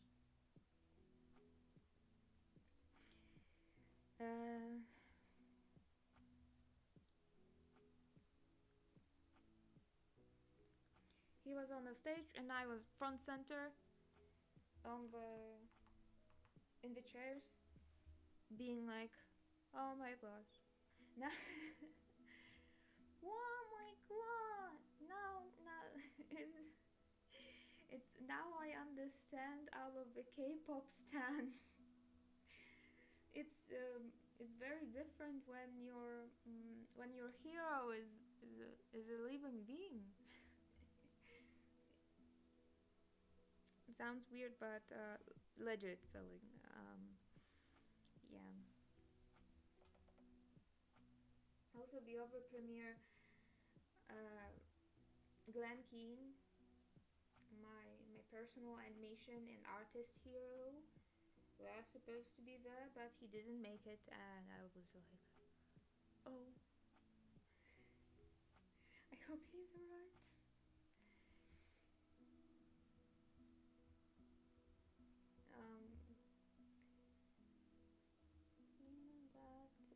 Generally, I think that's the most plus of the art school in France so far.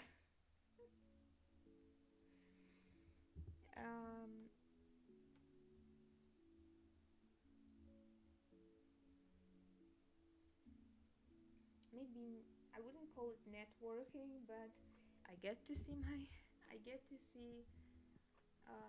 the artists that I admire outside of my phone and outside of a gallery, and they are still living artists.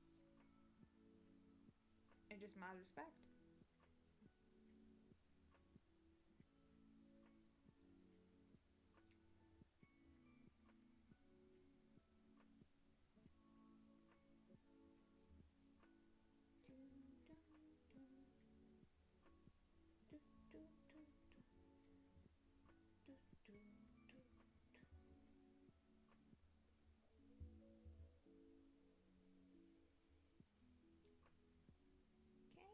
colors almost.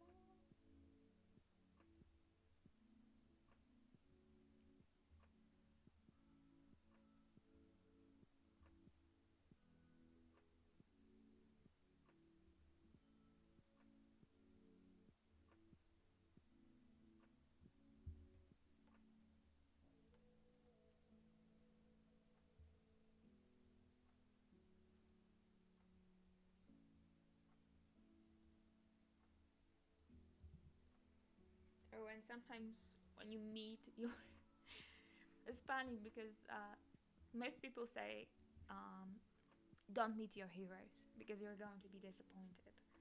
Uh, for that reason, I suppose you can say I was very much. I was not that against, but I didn't fancy going to Eras Tour and seeing Taylor Swift.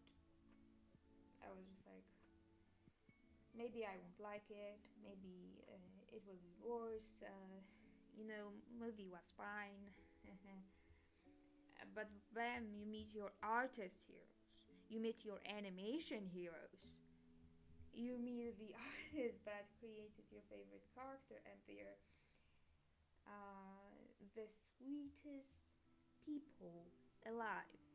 And it's just like I want to take them into miniature, put them in my pocket, and protect them forever. Um, um, well, everyone uh, besides the Disney art director of the 90s, uh, that is the founder of DreamWorks. We know who. I It's so funny how DreamWorks has its studio in the USA and in California. Yet everyone in the French animation community likes to complain about this guy a lot. It's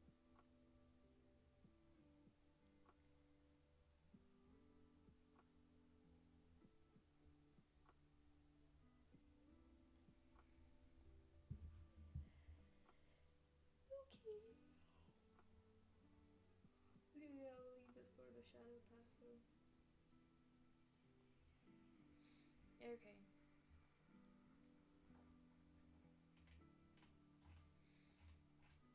Ultimately, it's very clean. Okay, TLDR, I'm making it silver.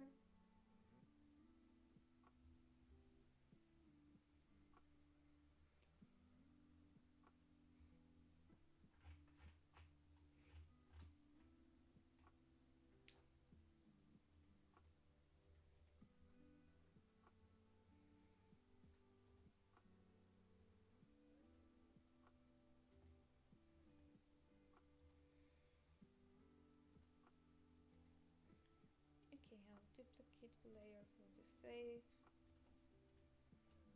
Now I merge colors. And I duplicate. And I set the blur.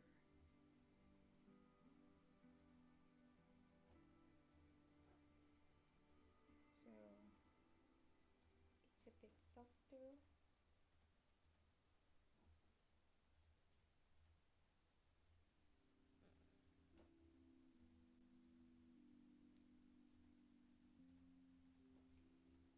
And I merge those two. And now I go in to color correct the liner.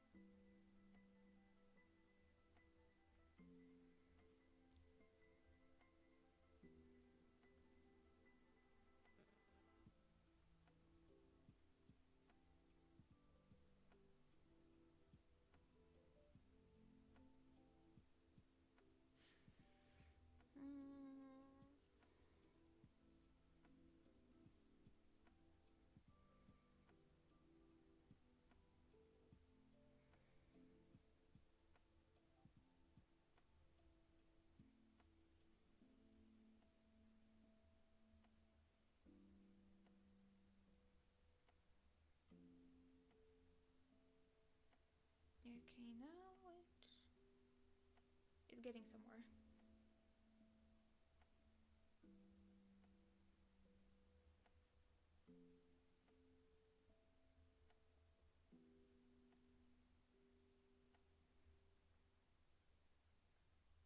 It's semi-experimented, but we're getting there. We're getting there, dear. We're getting there, dears. Ba, ba, ba, ba.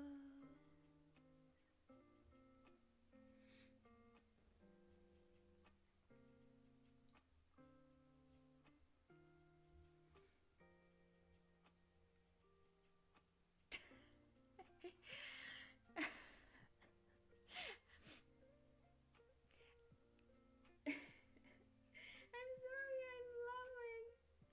I read it.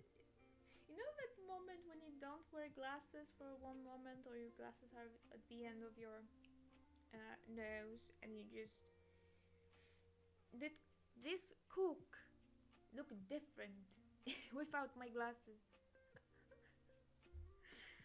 I was like, what? You can say those words on YouTube? No, you can't. But yeah, thank you.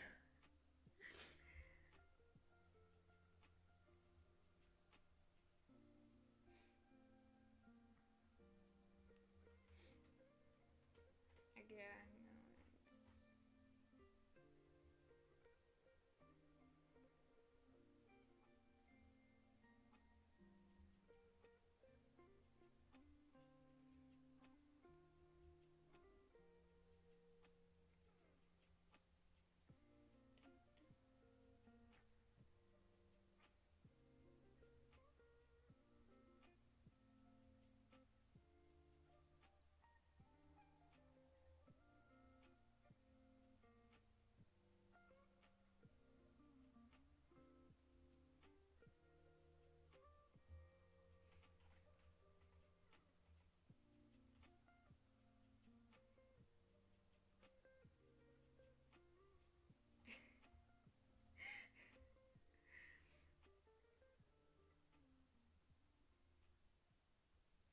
I glass people with glasses connected, unite.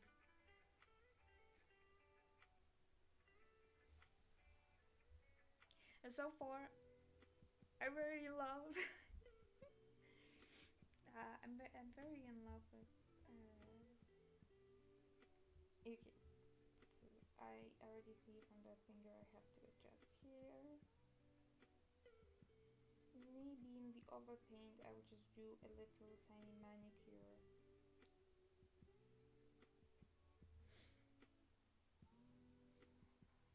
But I'm happy. I'm happy. um, do, do, do.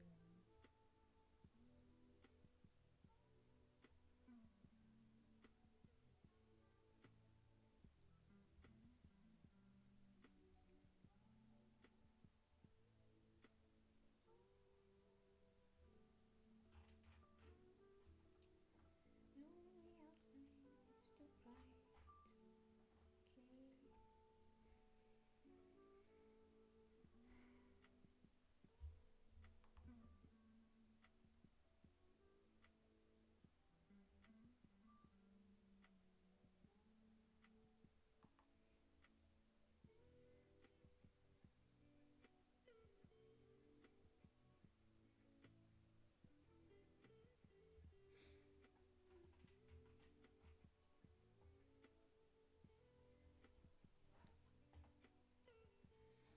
Okay, and take this, and now to just shadows. Oh, the first shadow pass. Uh,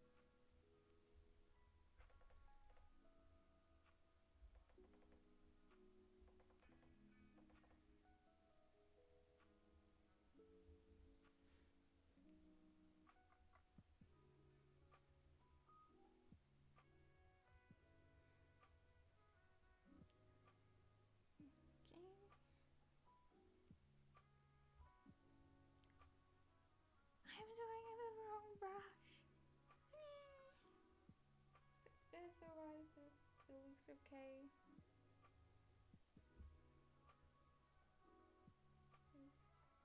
It doesn't glaze correctly, but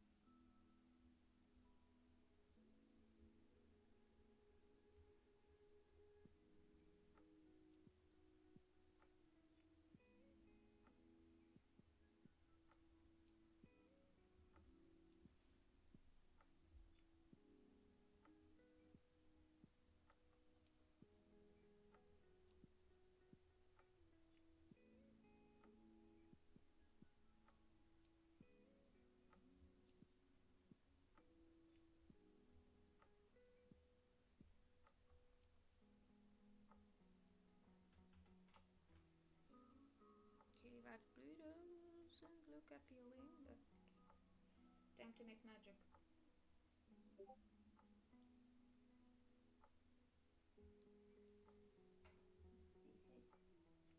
It's multiplying, and all I have to do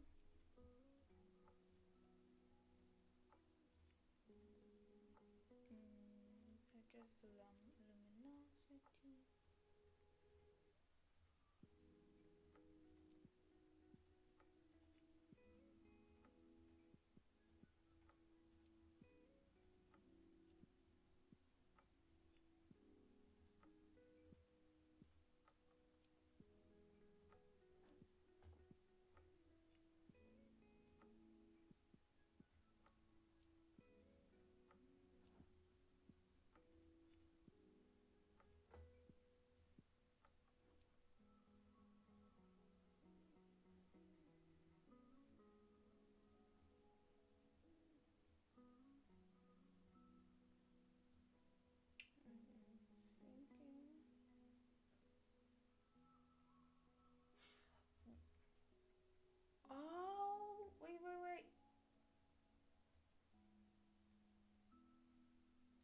love that idea. I love that idea of mistletoe and the face of her flowers.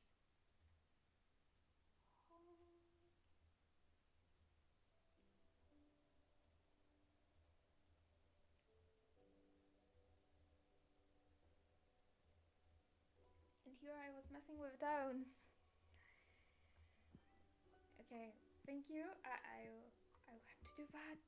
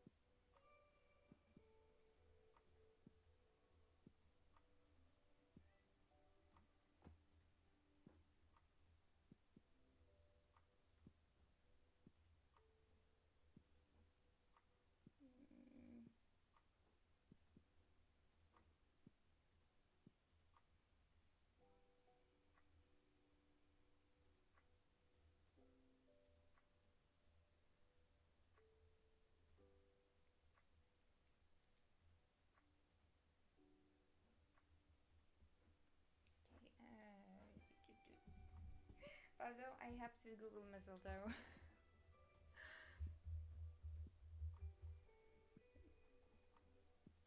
There's the thing. Mistletoe is not having important. I just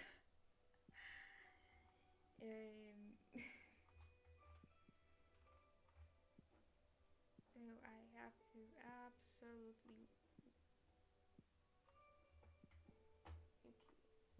no, now I'm thinking, okay, I'll do it on that layer and I'll just wing it and adjust it. No.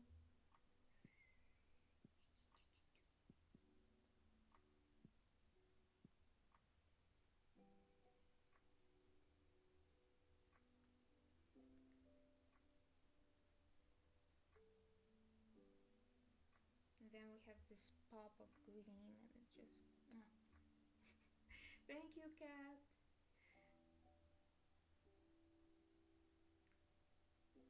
I was just too tired and I didn't follow that. So stupid. But thank you.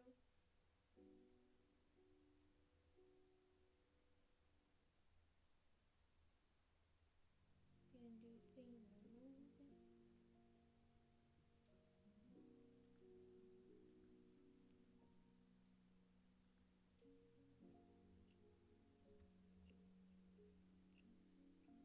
Maybe fair, a little bit maybe darker. Oh, that's funny.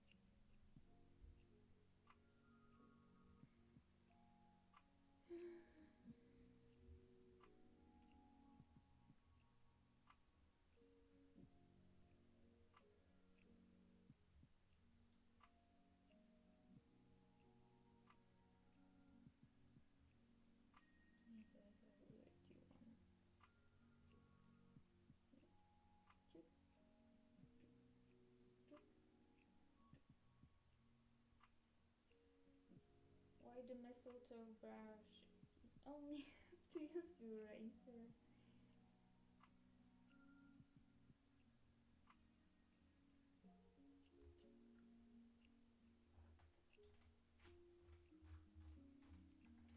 It's not bad. It's not perfect.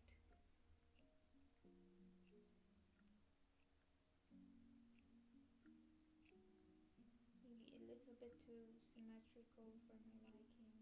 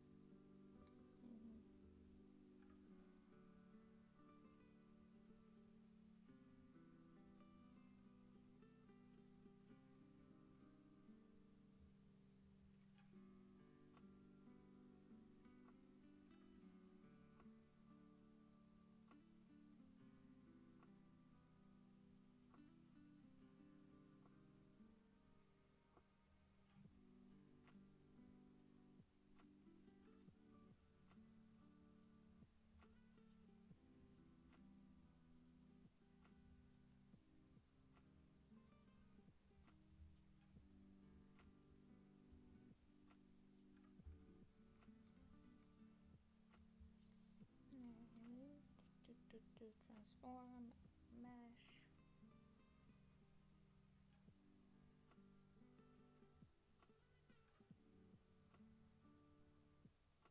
Okay.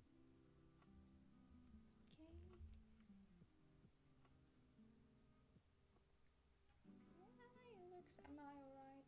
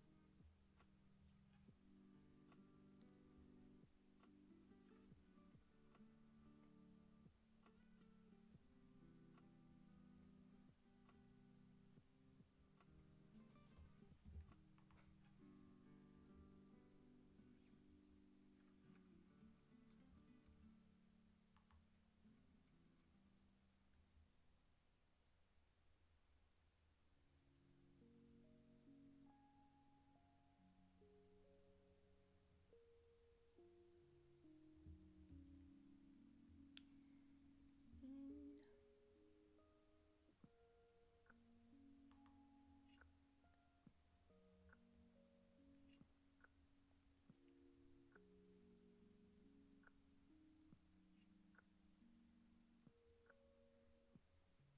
I just I like the source of this art. Yeah.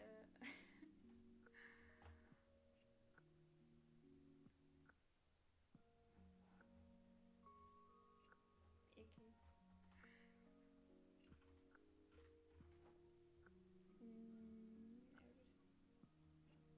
I have to get through.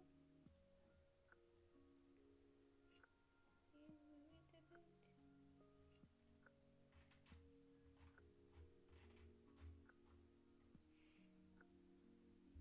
I don't. I actually enjoy those flat colors so much.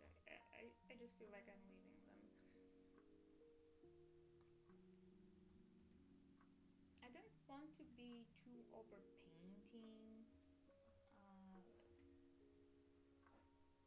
Just for the sake of it.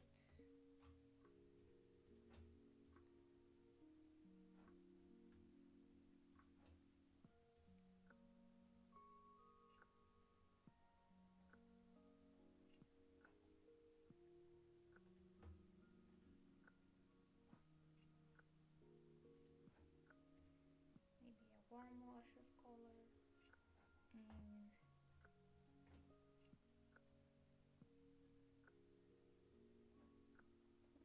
this purple looks too bruising.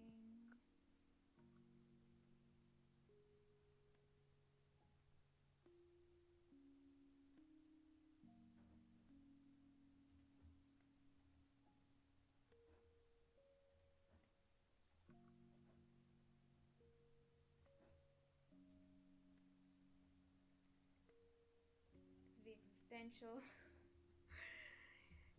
Yeah, just I just think I will deal with the colors tomorrow. So far I'm like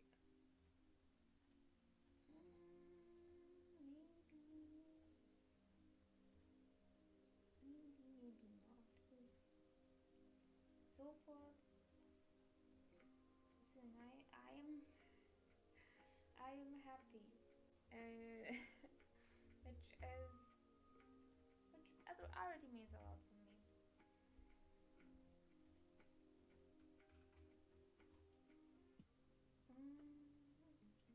Is it PC? I didn't touch Robin at all.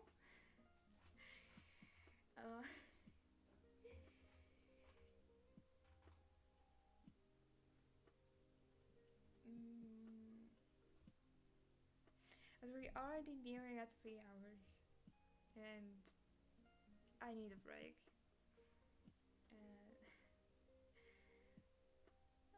Thank you, cat.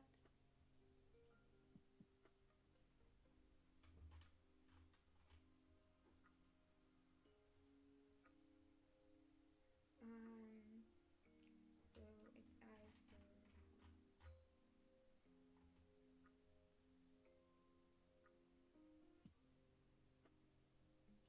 yeah, I think I will just do that tomorrow. Get a little sleep. So for now, uh, because Christmas Eve is the most important thing in Poland. More important than Christmas, by the way.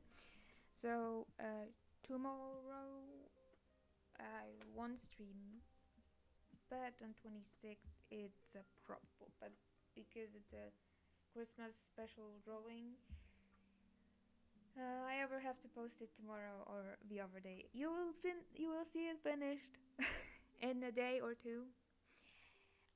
That I probably will tackle Robin on stream